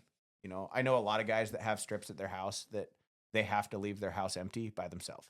Yeah. And go to the local airport and load their buddies and their gear and everything else in their airplane to be able to go recreate. You know, and that's frustrating when, you know, you spend a bunch of money and time and effort to build a hangar and a house and a runway, you know, so you have the convenience of air travel at your back door, literally. But then you have to go somewhere else to load the airplane. Yeah, you gotta have your buddy load a pickup up of everything from your house. Yeah, here's all the crap in the drive hangar. over Take here it to and Palmer. I'll meet you over there. Yeah. Yeah. So that's one of the big conversations that I think comes up for me when I take on an airstrip project with a customer. What's your mission? What are you flying? And what are you expecting to get out of it? Because I think a lot of times people are like, I just want to cut down a bunch of trees so I can land an airplane in here. And they've never really spent the time to really break down the mission set. Because like I said, it changes a lot. You know, are you flying a Super Cub where you need 300 feet of runway and, you know, another 300 feet of good approach to get in and out? Or are you flying a loaded wagon that's, you know, 3,000 pounds loaded up and it's going to chew up some runway and real estate and you're not climbing out at, you know, homesick angel kind of climb rates. You're just kind of lumbering over the tops of the trees till you build some airspeed and hope for the best, you know? So look out and the poor wings are just Yeah, flapping, trying to get off of the damn runway. I feel like Fred Flintstone. I will tell you, I've taken off more than once where I've second guessed the trees coming up at the long end where you're like, those are getting closer and I'm not getting much higher. Well, we did that the first time that I first flyout hunt that I did. With me or with someone else? Well, you and Tyler. And I couldn't get in your Citabria before you had your 12, so I was with Tyler in his 180. Yep. And as we took off, I mean, we didn't take off. We started taxiing and we're going the direction that we're going to be taking off. And he's gauging things and he looks at me sitting in the right seat and he said, if we are not off the ground by that rock right there, you tell me to stop. Yep. Because I am watching my takeoff. If we don't get off the ground by that rock, we are not clearing those trees. So he's looking at me like this is, I mean, like dead serious. That's your call. Mm-hmm. You make the call on that because I've got to pay attention to everything That's else. back to the conversation of clear left, clear right. Yeah. I was going to say that's all trust, no verify. Yeah. Yes. Well, no, that's all verification. That is your verification. That is in your that verification. Well, Stop I'm is your the- verification. the I'm not pilot- saying go. The pilot is trusting you. He can't verify. Yeah. Oh, the pilot's verifying, Right. but the pilot has 25 other things going on. It's not He has hard. this going on. It's not hard to fly an airplane. No. But when you shrink the margins, there's a headwind or there's a tailwind and the strip Weight. gets smaller and you're heavy and like all these things compound. You're in a strip that's not improved. You're in a place that's, you know, got no margin for error or little margin for error. We fly in those regimes quite frequently when we go out and recreate in Alaska. That's part of what we do. That's It's not a why pretty our- gravel strip. It's not Right. always asphalt. It's Yeah. a lot of times you're trying to build speed and this plane is doing this number as you're going. Yeah, we've had areas where you got to pick the airplane up just long enough to clear a creek, set it back down, build airspeed, and get off the ground. Like is it smart to be in those positions? That's for the pilot to decide. And that changes with time. I will tell you that my margins are bigger now than they were before I wrecked an airplane. It definitely adds perspective. So when I build airstrips for other people now, I use that perspective and wisdom of, do you want to bend airplanes and spend 50 or 100 grand to put it back together? Or do you want to have the comfort of knowing that you can get in and out of here without any kind of oopses? And if you do have oopses, is there room for error? Yeah. So yeah, 124 or, 100, that's good room for margins in pretty much anything we fly in Alaska. I'll go kill a tree or two. I don't know a whole lot about flying. I've flown a plane, never took off, never landed, but flew it while it was in the air. Guy I used to work for. And while we're up in the air, he's like, oh yeah, I used to crash this thing all the time. And I'm like, that's great. That's what I want to hear. Yeah. First time being in a plane with you. Yep. So excellent. There's a common phrase in Alaska aviation. That there's those that have and those that will. Yeah. And they're it's kind of like dry. It's kind of like wetsuits. There's those who pee in them and those who lie about it. And if you don't lose your wife, you lose your turn in the oil field. Yeah, that's a different topic. That's a fishing topic. Yeah. What's the other one? There's There's old old pilots and bold pilots. There's no old bold pilots. Yeah. Yeah, it's a fun world. It's an expensive world. That's something. So I made a goal when I was younger that there's nothing that I ever want to come across that I'm like, I can't drive that. And so I've driven tanker on the ice road, 300,000 pounds of crude oil on an ice road. I can run dozer, excavator, skid steer, any piece of equipment. So you're like that 40-year-old union operator that wants a job that comes to me and says, I can run anything with a steering wheel. Yes, exactly. You're that guy. I don't have with steering 75 years experience. Yep. I've had a couple of those. And he's 39 years old. Yep. No, but that was one of my goals when I was younger is no matter what I come across, I don't want to say I can't drive that. An airplane, I'm all set. Another thing is an ocean boat. I have a river boat. I'm fine because I can swim. I got no business being the captain of a boat out in the ocean. And that's why this man right here, I'll leave that up to you. It's you a lot easier to drive boats than it is to drive airplanes. I have no interest in either one. I don't. So you want to go out on the lake and go do some tubing? Great. Drink some beers on a party boat? Great. I'll drive. You know what's better than drinking beers on a party boat on a lake? Drinking beers while you're flying. Beers on the big ocean with your buddies. As long as they're the captain. As freeing as people think riding a motorcycle is, being on the big ocean in a boat is just as freeing, if not more. Get out and not be able to see land is amazing. Yeah. I went fishing with this gypsy one time. His name's Tuna Jeff. We used it's to a good gypsy name. Yeah, good gypsy name. We used to pave driveways in New York City in the not most ethical way. Over the tumbleweeds or oh, dude, no prep work. So me and Tuna Jeff would be in a dump truck at the hot top plant, and then this other dude and my buddy would go knocking door to door with safety vests on. I mean, this is hawking hot con mix. Artist. Yeah. Dude. Hawking hot mix. We're like 18, 19, 20 years old. Oh, we have a little extra left over in the truck. You want us to do that driveway for you? Yeah. And so they would call us, hey, we got one. And me and Tuna Jeff would load up and we'd go and we'd put this thing out, wheelbarrows, dumping it, no prep work. We didn't even have a compactor. We had these little tamp shoes. I'll be the first to say I've worked with you enough that that's not your business model anymore. No, absolutely not. This is in my late the views teens. expressed by the host on this show are not necessarily the views of the host on this show. I've made some mistakes in my life, and I've learned a lot of things. But so anyway, paving driveways with these gypsies, you could peel the driveway up with a shovel, and they'd charge them $5-6 grand. We almost got killed in the Bronx in New York City.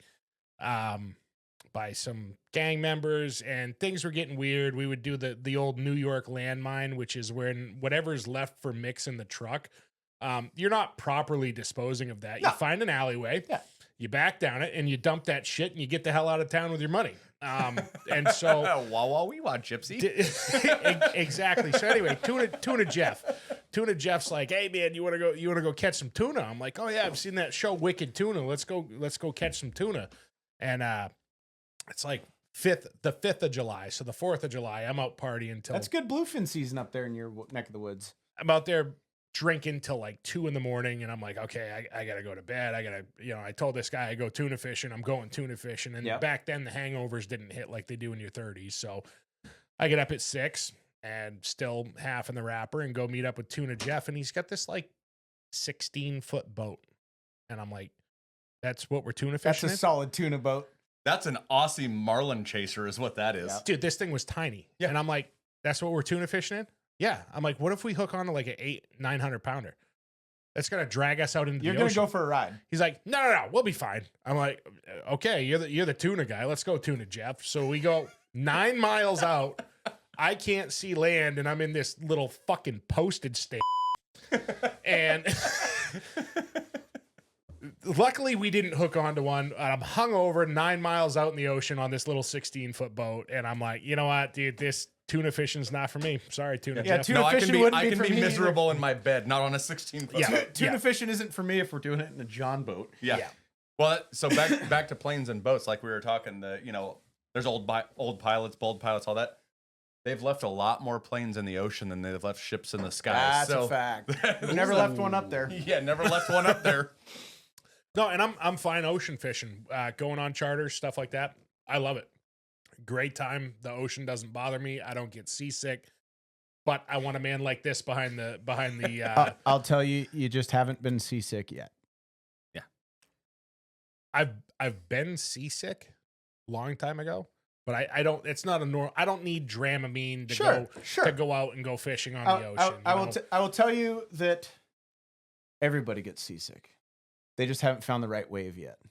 Yeah, it's interesting. I've been on 20-foot boats in the big ocean. I've been on 40-foot boats in the big ocean. I've been on several 100-foot boats in the big ocean, and I've been seasick on all of them. Yeah, and there's a lot of times that I'm not seasick on them. Most of the time, I'm not seasick. But you spend enough time underway, you'll find that wave that's just not your friend. I respect the ocean. I respect the capabilities of the ocean, and that's not something that I want to gamble with. So if there's a charter and they're like, hey, there's some 4-foot swells out there, I'm like, yeah, you know what, I'm okay with that. But if the captain's like, hey, we're not going fishing today because the seas suck, I'm going to take your word for that. Yeah, okay, I'm not going to argue. My money back. Yeah. You can keep the money. Thanks. I'm alive. Yeah. Yep. And I got that so much down in Ketchikan with cruise ship passengers because it was their trip of a lifetime. Yeah. Like they ride the train in Skagway. 4-hour salmon trip in Ketchikan. 4-hour salmon trip at Mountain Point. World class. It's amazing. Prestige worldwide. Yeah. I had people that, I didn't even untie my boat from the slip to go meet him at the cruise ship. Like I drove my truck over there. I'm like, it's blowing 60. We're not going today. Sorry. Here's your deposit back. And they're like, but, and I'm like, you trusted me enough to give me your money over the internet. Yeah. To take you fishing. But you won't take my word. You won't take my word. And I'm giving you your money back. And I'm not keeping your money. I'm not keeping a dime. I'm actually eating up the deposit from that, the money coming in on PayPal or Square or whatever. Right. I'm eating that because it's been you booked this in January. I don't even get my fee back. And I'm giving you your we can't trust the meteorologist for tomorrow's forecast. Yeah, right. No. And these people, and I've had people like, but could we maybe, and I'm like, no, it's blowing 60. And when you're the charter captain and you're 25, once or twice you take that client group out and you go, all right, you know what? Yeah, we can. And you just let them go get the shit kicked out of them for like 6 hours. Yeah. They're all green by the time you leave the city float. Like you haven't even hit the, big water yet. You're still in the inside passage. Yeah. And they're sitting there just getting nauseous and queasy. And they're, but they won't say anything until it's too late, because no one ever wants to tell you, hey, I'm not feeling real great. Would you mind opening a window or a door so I get some airflow? Like I will tell you in the very few times I've spent with clients underway, it's hilarious how much people put up with in their own misery before they're just too far gone. Yeah. But then it's emergency. Like, you should have let me know an hour ago when you weren't comfortable. Yeah. Now we can't just turn around. Yeah. Like, we're bashing into 8-footers. If we put this thing in the trough, it's going to get real Western in a hurry. Yep. Gotta commit. Yep. You got to commit. You got to commit. Life's about commitment. right. You go from a fine and pleasant misery to an emergency like that. Yeah. No, I'm gonna trust the pilot. I'm gonna trust the captain. I'm gonna leave that up to you guys. And guess what? They're humans too. Yeah. They Yeah. make mistakes. Yeah. You know I will what, tell you dude? the worst feeling in the world was not wrecking an airplane, but wrecking an airplane with a buddy in the backseat. Mhm. If That sucked. if you're gonna hit something hard because I don't want to limp away from this wreck. No, you know what? Yeah, you do. You know My what? buddy got hurt more skipping rocks the day before we crashed the airplane than we did wrecking the airplane. cut his finger, didn't he? Yeah, he cut his finger skipping rocks. In a I've lake. heard it's not that bad actually. Well, it crashing can an be. airplane. It really. Oh, I can. thought you meant skipping rocks. Yeah, I've heard It's that's a not that dangerous bad either. activity as well. Right. I will say that it's not a good activity. I will say that, you know, up here with the typical mission set and types of aircraft we fly, survivability is pretty freaking high. Yeah. You know, I know more people that fly up here or that have flown up here a long time that have crashed and learned and grown than I have people that have never experienced it. You know, yeah, there's a million new guys that show up, start flying, haven't experienced it. There's a lot more people than you'd think. And when we say wreck an airplane, you know, it's like you go out with your side by side, you're out in Kinnick, ripping around with your buddies, and you cartwheel your Razor. Like, that's a weekend. Like, no one talks about it. No one makes waves about it. No one freaks out about it. You go do the same thing with an airplane at 30 miles an hour on landing or takeoff, you know, in tight areas where you probably ought not be anyway. And you ball something up. You're not hurt. You bend a little stuff. You know, tweak a prop and, you know, you put the thing on its nose. People freak out. Mhm. It's hilarious to watch other people's reactions to that happening. You know, I get home. Yeah, I had a freaking rack headache just from the stress. And like I said, it was way worse knowing my buddy was with me than it was the act or the circumstance of the accident. Yeah. You know. Well, because his life is in your hands. Yeah. Yeah. I mean, it's a big responsibility to throw somebody else, and we take it for granted. I mean, you know, we jump in a truck every day together and don't even think twice about it. The likelihood of getting in a fatal car accident is way higher than it is, you know, getting in a fatal airplane wreck. Yeah. Right. But I can tell you that people with poor judgment can make it a lot farther in life driving cars than they can flying airplanes. So I don't want to be a pilot. Sitting here talking to you yahoos. That's enough poor judgment. Yeah, that's why I don't fly anymore. Yeah. Because you talk to us. Yeah. Yeah, you want to talk about, I mean, we were talking about commitment and, you know, getting out of Los Anchorage and how people are ready and willing and able to help. When Evan bent that airplane, I was down in Washington. As a matter of fact, I was ready to get on a flight back up here, and I got a text message on my phone from his inReach and said, hey, I mean, the first thing was, we are okay, but I wrecked the airplane. And that's, I mean, but it was prefaced with, we are okay. I don't remember if I texted you or my wife first. I honestly don't remember. Well, he set things in motion. I think I texted you first. Yeah, Because and I wanted to have a solution in place before I let my wife know. Like, Right. hey, I'm okay. And somebody's already coming to get me. So she wasn't, you know, Yeah. questioning. Smart. So move. That's a man with experience. I get a hold of a mutual friend of mine, or of ours, and get a hold of him. And I was like, Chris, this happened. So I'm on, I mean, we both have service. I'm not trying to go in and out of an inReach. I'm standing in line to get on an Alaska Air flight. In Seattle. I walk up to the gate agent and I looked at her and I said, I have a buddy that just wrecked an airplane. 2 of them in it. They're okay. I'm not getting on this plane until I know that somebody's coming to get them. They're 29 miles from town. I need to know before I get on this plane. She called down to the pilots that plane. Pilots called back up and they said, we ain't leaving. We'll sit here. We will Awesome. sit here. Awesome. And they just, like Evan said, a lot of these guys that are, you know, Alaska Air pilot, not everybody lives in Alaska, obviously. Sure. But the guys that do, they understand, Right. you know, Yep. backcountry flying and all that. And those guys radioed back That's up back and to said, community. and said, we ain't leaving until they get that figured out. Right. Okay. Right back into that Alaskan mentality. Yep. I got the thumbs up of like, he said, I'll go out and fire my plane right now. I'm on it. I know where they're at. Okay, cool. Yeah, because they had recovered an airplane that wrecked in the exact same spot the week before. Exact place. And 1 week prior. I told him the other strip that they had walked to, and he put everything in motion. He says, I got it from here. Okay, cool.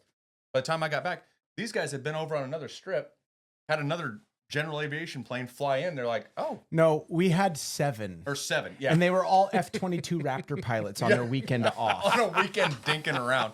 Hey, man. Oh, just And throw I your knew gear in two here. We're Blue good. Angels And showed up. I knew 2 of them. And I walked up casually to the strip. They all land. Like, we were, I don't know, 200 yards from this other strip. And I see all these airplanes coming out. And it's a common place to go recreate, you know, with off-air. Yeah, recreate. Thanks, bud. You're welcome. Hey, with friends like me who needs enemies. Yeah, reliving my trauma. You know, I'm like 200 yards from the strip. My buddy and I are side by side walking up, and I see like 5 or 6 airplanes just in a row coming towards the strip, and I'm like, they're gonna land here. And then I see my buddy Super Cub, like not close friends, but acquaintances, right? He actually was interested in buying my previous airplane a couple years prior. And so he lands and he gets out and he goes, hey dude, what are you up to? And I'm like, well, he goes, where's your airplane? You know, cause I'm in the middle of nowhere with no mode of conveyance. Yep. It kind of brings some questions into mind. And he goes, where's your airplane? I'm like, well, funny thing you ask, it's about 1.5 miles over that way. And it's, I can't fly it out. Ooh. You need a ride? Yeah, that'd be great. And so my buddy, insurance agent, he shows up in the Cub, takes my buddy and a bunch of our gear in the airplane. And we had a bear that we had killed. So, you know, flying out in the helicopter that was coming to get my airplane was a no-go because you can't haul hunting gear and all that in a helicopter, right? And so we load most of the stuff in my buddy's Cub, send him away with my buddy that was with me during the hunt. And then one of the other guys that had landed and was out just goofing off goes, I'll give you a ride back to town. I'm like, okay, cool. I'm like, I just got in an airplane accident and I'm going to get in an airplane with a complete stranger. This is a good time. So we get in the airplane, we load a bunch of my gear in there. I'm like, you good weight wise? Oh yeah, we're totally good. Okay. We take off. I'm like, what's your name? Like, I hadn't even got this guy's name yet. And he goes, my call sign's Mayday. And I'm like, Great. that makes me feel good. Awesome. He goes, you might have seen this airplane on the news because it landed on the highway a couple of years ago or last year. He's like, don't worry, new engine. It's got a new engine. Yeah. I'm like, what's your real name? Let's start there. Yeah. That's like getting on the charter boat and having the my name's Captain Shipwreck. Yeah. Oh, great. I had a buddy who had a Jeep who named it Murphy, and everything went wrong with that Jeep. So yeah, Murphy's Law going on there. Uh-huh. There's a fisherman in Sitka. I say fisherman. He's a fisherman veterinarian. He is like the Dos Equis man, but southeast fishing kind of quirky. And he runs a boat called the Death Barge 4. Because the first 3 are no longer with us. Yeah. I always like seeing the boat names, the Unsinkable 2. Yeah. Yeah. So anyway, long story short, we made it back to town with old Mayday with no hiccups, but Right. Beautiful. Oh, I'm yeah. glad But you did. just another show of how people are like, community. cool, jump Yep. in. So You need a ride? speaking of community and the Alaskan mentality, Yep. Ryan, what's that hanging off your porch out there? Oh, the last quarter that I need to cut up of a roadkill moose. Oh, is that what that is? Yeah. Yeah. So that's a moose hind quarter hanging out there. And how did you get it? So a buddy of mine called me up and said, hey, what are you doing? Let's take a step back. Oh. There's a layer of commitment there before that. Yes. You know, committing to hitting a moose really Yeah. freaking hard with your vehicle. it was fortunately it was neither of us that hit said moose. So somebody else got to destroy their vehicle. Yeah. And we're reaping the rewards. Just in case this goes out in the ether and they hear this, I won't say exactly where I picked it up. It was totally legal. It was called in by the troopers. It was not very far from my house. So my buddy says, "Hey, what are you doing?" I said, "Oh, I'm just finishing up a beer." And he says, The first one, right? "Finishing up a beer or finishing up beers?" And I said, "No, I got like one sip left of, a beer." And he says, "Got a roadkill call." Okay, cool. Where's it at? He tells me. I was like, "Man, that's like 10 minutes from home." He says, "So what do we need to put in motion, blah, blah, blah?" And I said, No. I have machines. So I hook up a 28-foot gooseneck, throw a machine on there. And, well, before I threw the machine on, I thought, wow, should I put the forks on there? I was like, no. Grapple. Hydraulic log grapple. Grapple. Get the trailer out there. This thing's right on a guardrail. Back it off. I call him up and I said, "Man, it's dark out here. I mean, it's dark. And there's flares that the troopers left. Nobody's behind me. I mean, they already left." Well, cars are anchoring it, doing, getting a little goofy. People, just like it's odd. You come on a corner and there's flares and like, yeah, what's going on? Oncoming traffic. I said, "Yeah, you might want to come out here and at least back me up. Just work some traffic for me." Yeah, like give a heads up. Was he flagger certified? Yeah. No, but we don't have to be up here for that evolution. So I told him, I said, "Yeah, you're only 15 minutes out." I said, why don't you just come on out and throw some flashers on?" "Yeah, sounds good." So he's on his way. I call him back. I said, "Hey, where you at?" "Oh, I'm right here, like passing the road, turning into your house." I said, "Okay, cancel. I'll see you at your house." He goes, what?" I said, "I'm already loaded up and chained back down." He goes, "That is why I called you." so yeah, that's a 3-minute evolution for yeah, some, and it's a 3-hour evolution for others. Yeah. So did you you go up there with the log grapple? You grab the moose. Yep. Did you go side load it, or did you just drive up the ramps? No, I drove up the ramps, and so for the people that are listening, that there's lots of people that I'm sure friends of ours and everything that live in the lesser 48 that elk hunt and everything else. Moose is just unbelievably huge compared to that. So I grabbed this thing in a log grapple, put it up on an 8'6" wide trailer. Out of the log grapple, the head is completely hanging off in the traffic side. And the feet on the other end. The feet are touching the guardrail on the other side Yep. where I had to strap them in. So this is, we're talking what, 800-pound animal? 800 to 1,000. 800 to 1,000 for a pound big animal. cow. Yeah. It took longer to unchain the machine and get it off the trailer than it took to load this thing up. And most people would just be beside themselves as fast as that was. So I throw the thing on the trailer, just leave it in the grapple. That's what I was going to ask. Did you just leave it in the grapple? Oh yeah, totally left it in the grapple, clamped down, grabbed a ratchet strap, pulled the feet over so they weren't, raking trees and guardrails on the other side, and drove it on home. So some people show up with Havalon knives and black totes from Home Depot, and other people show up with hydraulic $200,000 skid yeah, steers. exactly. those things. 16,000-pound machines that you can just pick the thing up and flop it in the back of your truck. I gave it a good salute because the Nosler builds an AccuBond bullet, but I think this thing got taken out by an AccuraBond because there was felt and plastic still on this thing. Inner fender wells and license plates. Everything, air dams, everything. Moose are brutal on vehicles, man. And they're so lanky, they usually end up on the windshield. Yeah. They end up in your car, not on your car. Yeah, I hit one doing 70 a few years back. In Maine or here? Here, heading out to go That's hunting. a big difference in size if we're talking moose to moose. You're talking a 400-pound moose or a 1,000-pound Yeah, moose. exactly. Luckily, the one that I hit, I had a choice to hit the mom or hit the baby, and a split decision was made. And it was we're gonna see a little bit of your stay on the throttle and hit the baby. Yeah, that kid. So mama can reproduce. That's fine.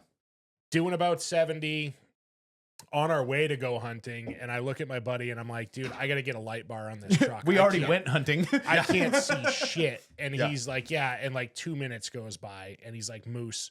And it's 4 a.m. My coffee hasn't kicked in. Like I am lethargic. Or off. Yeah, or off. And he's like, moose, and I'm driving 70 in the we're going moose hunting. Thank you. In the Duramax in that white Chevy I have. Yep. And he's like, moose, and I'm like, oh shit. Then I see it, and I'm like, okay, so mom's behind. This is baby's where in front. the plural of moose should be different. Moosin. Because when you see many much moose, and it's different than one moose. Yeah, many much moose in the woods in it. No, on the roads in it. So I make the decision that, okay, baby's out front. I'm just going to stay on the throttle and hit the baby. Mom will get scared. And that's exactly what happened. It picked that moose up and fucking pirouetted it in the air. Ends up in the opposite ditch, like 70 in this thing. Wham! Right into the head. They get moving. So we call the troopers, and the troopers show up. And I'm like, so can we throw it in the back of the truck? We were heading hunting anyways. I'll run my tag. Oh no, we got a road. Is that how it works in Maine? Just out of curiosity, because some states, like I don't know for sure, but I think in like Idaho and some other places, like if you hit an animal, like you have first right of refusal to keep it. So Oregon just passed that. When I lived down there, you couldn't. But I was talking to a buddy of mine when they passed the roadkill law in Oregon. You call, same as we do up here. You call the troopers. Hey, I hit an animal. You have first right of refusal. It's property of the state, right? Yes. Like the animals are all property of the state. You have to go through a process, but you have first right of refusal to say, this thing crashed my truck. I'm taking it home. And I understand why they don't do it here, just because, like, well, you could effectively you could do gens up here. You could go hunting with an Astro van. And it's pretty effective. Boys. Yeah, it's pretty effective. Like this time of year, yeah. Like that's why it's excluded from the means and methods in the hunting regulations. Well, yeah, people would just have vehicles like my Trailblazer out there, and that's your hunting rig. I don't know if that thing runs anymore. We put a lot of bullet I just holes started in it the other day. Really? How many rounds did we put into that thing? We put a few rounds into it. In the last 8 years, there is probably 300 or 400 rounds of ammo in that thing. Of various calibers. 6.5 Creedmoor, 338 Win Mag, 300 PRC, Smith & Wesson 500, 22 long rifle. I shot That's through just the ones I know windshield about. With the ones I shot. Right. with the Smith & Wesson 500. I point it at the windshield, shoot it. The bullet goes through, hits the steering wheel, goes through the dash, through the steering wheel, and through the door. That is a fucking round. Well, the thing is with a 500 Smith & Wesson, I saw something a while ago. The thing is a 500 Smith & Wesson for personal protection is amazing for when there's an intruder standing behind the refrigerator door or in your neighbor's house. That round's no joke. That it's also not a fun round to shoot. No, you shoot that gun once and you don't want to shoot it again. I would not carry one of those. Years ago, when the Smith & Wesson what is it, the 3 series, so 329 came out, so the 44 end frame 6-round 44 mag, right? So my wife still has one. She has a 629 that's stainless steel. Well, they made it in the scandium titanium, like half the weight of the stainless steel one. I bought one because, well, why not? They're super cool. They're super light. They're cool. The 329 PD. I bought one. I'm like, this is going to be great to carry. And then I shot it. And I went, carrying a stainless steel gun's not so bad. Yeah. It sucks. Yeah. And the 500, I've shot some 500s where none of them are comfortable to shoot. Let's be completely honest. But if they're heavy and they're ported, that's a different thing. The 8 3/8 with ported barrel, it's shootable. It's still a hurricane chunk of lead coming out of that thing that's not practical for anything but putting holes in your neighbor's fridge. Yeah, it's with an intruder behind the fridge. Yeah, it's like catching a baseball barehanded, like a fucking fastball. Yeah, 440. Yeah, way to get yourself. Got it. Yeah, no, it's like catching a fastball barehanded. It's not fun. If you need to, great, you have it, but that's not my first choice. Yeah, you could catch a baseball barehanded too, but a glove would be preferable. Exactly. Right. Yeah. So back on the roadkill thing. I don't know about Maine if you're able to just hit something and keep it or not. I have no idea. I think intent has a little bit to do with that too. But we did one year. We were young. This is back in my early days. We were on our way home from a Halloween party, drinking, and I used to like to fight. Past the statute of limitations now. Yep, we're good. No. Thanks for that clarification. Right. So once again, the views of the hosts on this show are not a capital the views crime. of the hosts on this show.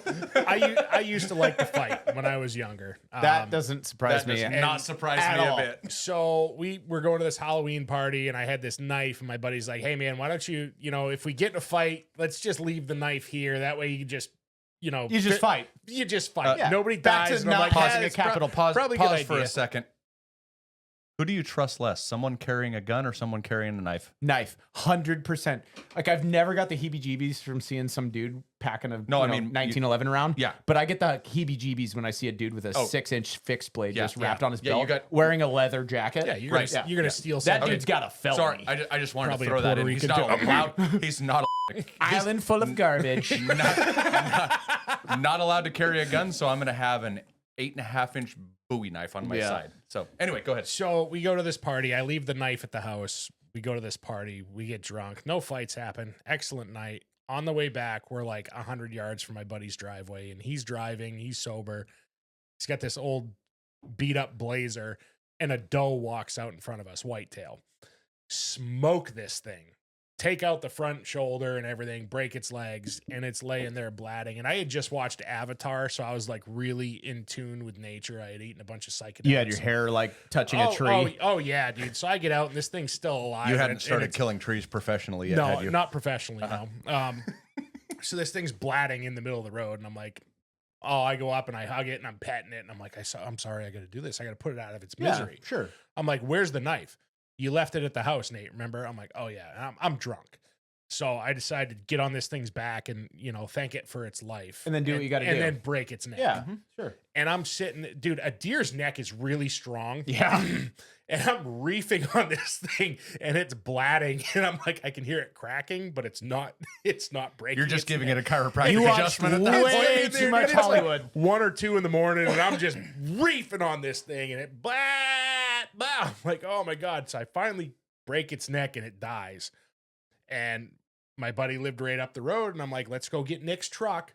We'll come back and we'll throw this thing in the bed. We'll hang it in the garage and we'll have some free deer meat. The front shoulder's gone. So it may not be per state law, but you still end up with your own roadkill. Listen, when you're in your 20s and you're drunk at 2 in the morning, there's deer no meat laws. sounds delicious. Exactly. Yeah. So we're going to hang this thing. So we go up and he lives 2-3 minutes up the road. We go get the truck. We come back and the fucking deer's gone. Like, what the fuck? And it was here, right? Oh, yeah. No, Nate, you definitely killed that. It was laying here. What the hell? So a week goes by, and maybe not even a week, maybe 3 days. And I'm at the local watering hole, and I see my buddy Riley. And I'm like, Riley, you wouldn't believe what happened right up the road from your house on North Gorham Road. We hit a deer the other night. Go to get Nick's truck, come back, and the fucking thing's gone. I go, I killed it. I broke its neck. He goes, I know. My brother Max saw you guys, and he was right behind you waiting for you to leave. It's hanging in my barn right now. I'm like, you son of a bitch. Let me get that back straps, dog. So he did. He hooked it up with a set of back straps. So I'm like, all right, sweet. Good Square. enough. What's funny with you saying you're trying to break its neck and Evan saying you watch too much Hollywood. So a mutual friend, I don't think Nate's met, you haven't met Tyson and Laura yet, have you? No, I haven't. Okay, so charter clients of mine, and good people. They live about 3.5-4 hours down from us. We see each other all the time. We fish, we hunt. They were charter clients of mine off of a cruise ship. Took them out, whacked a bunch of halibut, did the thing, and they, just like so many others, like, oh my God, we're moving to Alaska. They're from like, Iowa? Iowa, yeah. And I'm like, yeah, that's what everybody says. Okay, let me know when you get up here. They're here. 9 months later, they're here. Yep. And I'm like, and they love it here. And they are Alaska people. They're not. They are Alaska. They're not people that went. No. Oh, we fell in love with it, and we want to bring commitment. They are not people that are going to. They committed. Yeah. 100% commit. So she, my wife had a rib out. She was just having some pain in her side, everything. I said, man, I wonder if you got a rib out. Well, Laura was up in the area and she was coming over anyway. I said, I'm going to have Laura give you an adjustment. And Christina. Laura's a chiropractor. She's a chiropractor. And my wife is like, man, it's always wigged me out. It's always this. It's always that. Well, Laura gets here and I told her what my wife had said. And she's like, okay, let's do this. So she just flops me down, gives me an adjustment. She says, okay, how about this? I want you to push right here, hold here, click. Here's my back. Here's this. And Christina's watching this whole thing. She's like, okay, now my neck. And I'm like, And she goes, okay, you've killed a lot of animals. Even after cutting the meat out of a deer's neck, have you ever been able to just wrench it and break it off? Yeah, And no, I'm it like, doesn't happen. No. It doesn't happen. No. She's like, lays back, lays herself down. She's like, hold right here, and just a quick click. And she says, she looks at me and she says, don't be a pussy. I was like, oh God, here we go. So I clicked and she's like, that feels so good. Other side. And I'm like, okay, click. So at that point, my wife was like, okay, she knows what she's doing. I thought you were going to tell me your wife's rib was out, so you broke her neck and she's hanging in the garage. Yeah, she's hanging. That's a twisted interpretation of that one. But it was funny with the whole commitment thing. It was like Laura. Yeah, told me. you have She's to like, commit. You got to commit and don't be a pussy. I 100% agree. I told my wife this not that long ago.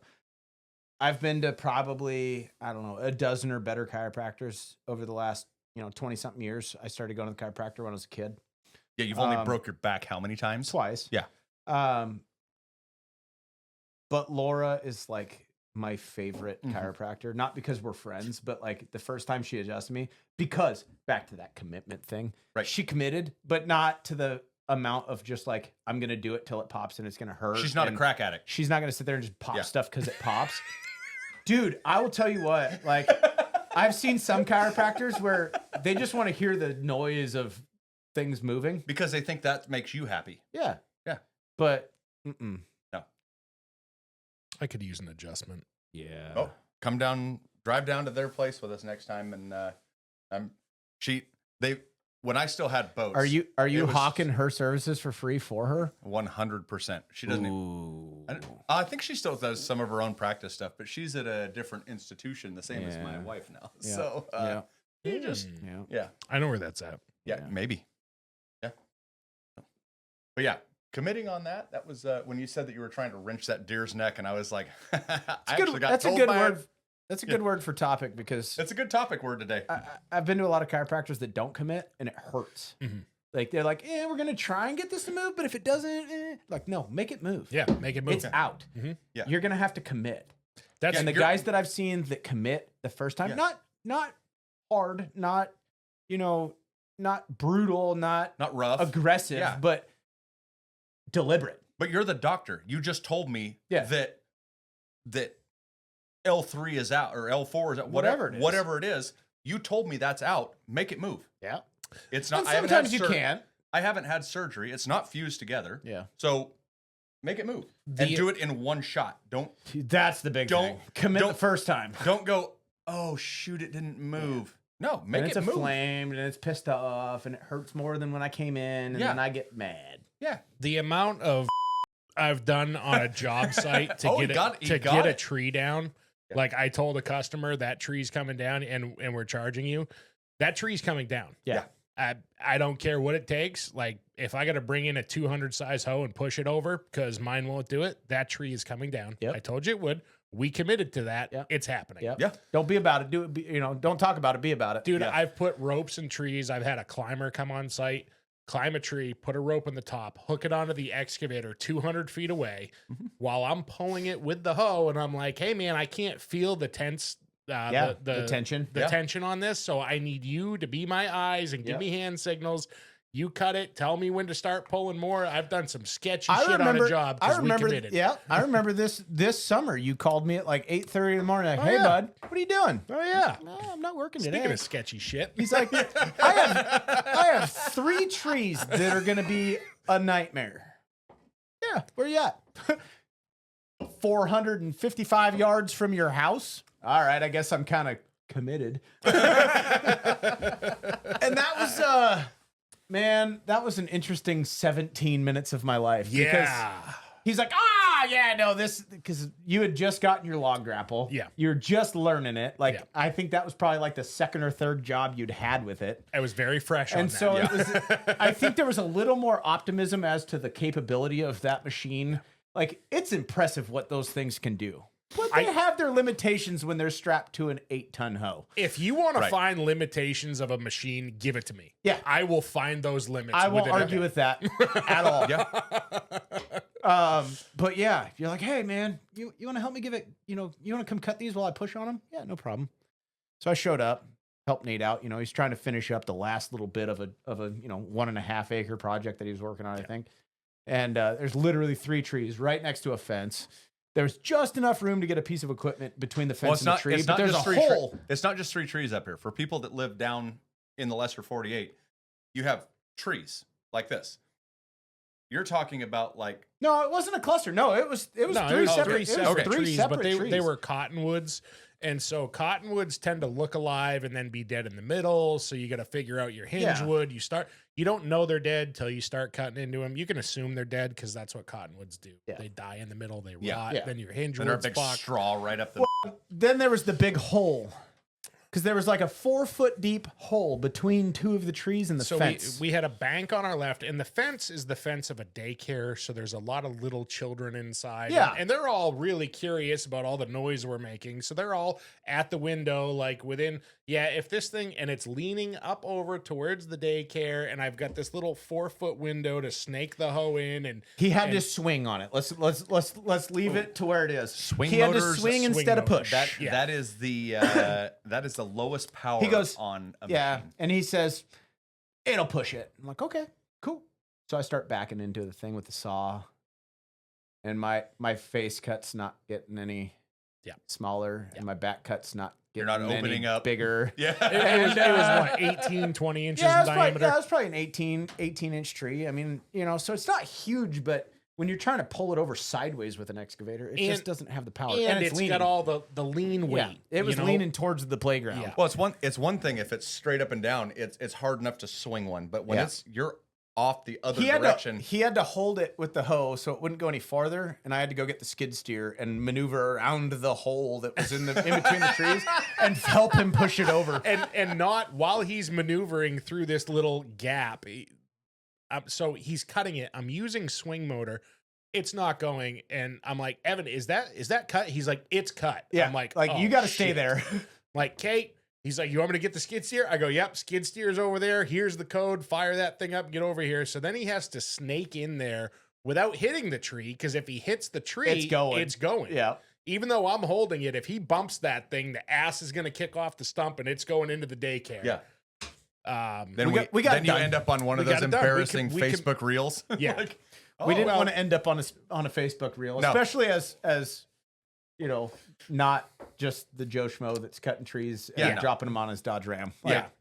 Like we do this for a living. Like Yeah. we need to have a certain So professionalism. there was a level of commitment there that I had committed. you were and committed. Those You were trees stuck. were coming down. You weren't committed. You were stuck. I was If you moved, that tree was going to do stuff. And not for nothing, but I had no obligation to that job. So if it went on the daycare, I was out getting another cup of coffee. Yeah, let me. Before I moved this skid steer, I did not send you a COI or anything. no. Right? I'm not on payroll. Okay, good. I am your employee. You hired me via phone call 20 minutes ago. Yep. Yeah, It was we were committed. yeah, that's committed. We were committed. Yeah, committed yesterday. That was fun though. Committed. We're just trying to get video set. I mean, we've had the audio, as some of you will see this. I've listened to the audio and everything. I've had great reports on this machine for the audio, but we really wanted video. We wanted to force the rest of you to look at us, which is great. I'm having a hard time with other people watching me do Look this. how handsome we are. Though. I know, right? So That's why I'm hiding behind the microphone. Like you can't see anything but like a quarter of Yeah, my you, face. In you the, look in the good, hat. bud. Just keep your hat on. Yeah, I Nobody got a wants to face see for that radio. hairline. on the pregame, Evan's like, how can I obscure myself? Well, let's put it this way. So- I know somebody who was on a television show a few years back. I won't mention yeah. names. Yeah. I had the opportunity to be on the same television show, and I chose to hide my face with a hard hat instead of being on the show. Do you know said person very well? I would say pretty well, not intimately, but well. But well, Yeah. Yeah, it seems like that person really didn't. She doesn't like being. I mean, they don't like being. They them don't like the being, fact that they were on a TV show. Yeah, yeah, and yeah. Anyway, so so we went down first thing in the morning. There's where we live at. There's not exactly a big box electronics store, so some of the cabling and everything, and trying to figure out the video to sync it up with the audio, everything. We're high tech rednecks. That's the best that we are. We're not like We're not even high tech. I mean, yeah, we're just rednecks. So we finally got everything done, and it finally worked after a lot of money and time. So we did that 10-minute one that people will see from yesterday, and that was the level of commitment. Was like we're getting this done. I told the him, world deserves to hear us. I told and him, see us. I'm like, I'm going to drop my kids off at daycare and then I'm coming over and we're doing a podcast. All right, cool. And I get over and I'm like, we need video. We got to have video. Let's get this thing dialed in. Yep. Okay. We got to go to Anchorage, get some cords. Okay. So we go to Anchorage, come back here. And then the problem started. Yeah. Wait, you guys were both involved in that? Yeah. Yeah. I wasn't here yesterday, so I didn't get to enjoy the. I'm trying to set up video, and that's where Nate what I was telling you this morning, when I was like, Nate found a button on here that he had on that 10 minutes that we did yesterday. Yeah. That I said something, and all of a sudden I hear, I look over at Nate and I'm like, you have been waiting hours to push that button, haven't you? You've been waiting for the right time to push that button. He read And I there. found the moment. 217 pages of instruction manual to Yes. find it. Yeah, skimmed, or he just pushed a whole lot of buttons. He So, just wants to know that there's a button that's not the Nate button. yeah, there was something other than, like, the whole pad was like, oh, that's the Nate button. Oh, that's something that's not the Nate button. That's cool. So, well, what do you say? We got 2 hours of people maybe listening to us. Yeah, I don't think we need to bore people anymore today. All right, sounds I'm good. Well, I mean, it was a lot of fun. Yeah. Good time. Good time. It was a Yeah. good start to I don't know how long this will last, but we're going to run it as long as we can. We're gonna give it a Amen. rip. Appreciate everyone listening, and that's Organizing Garbage for today.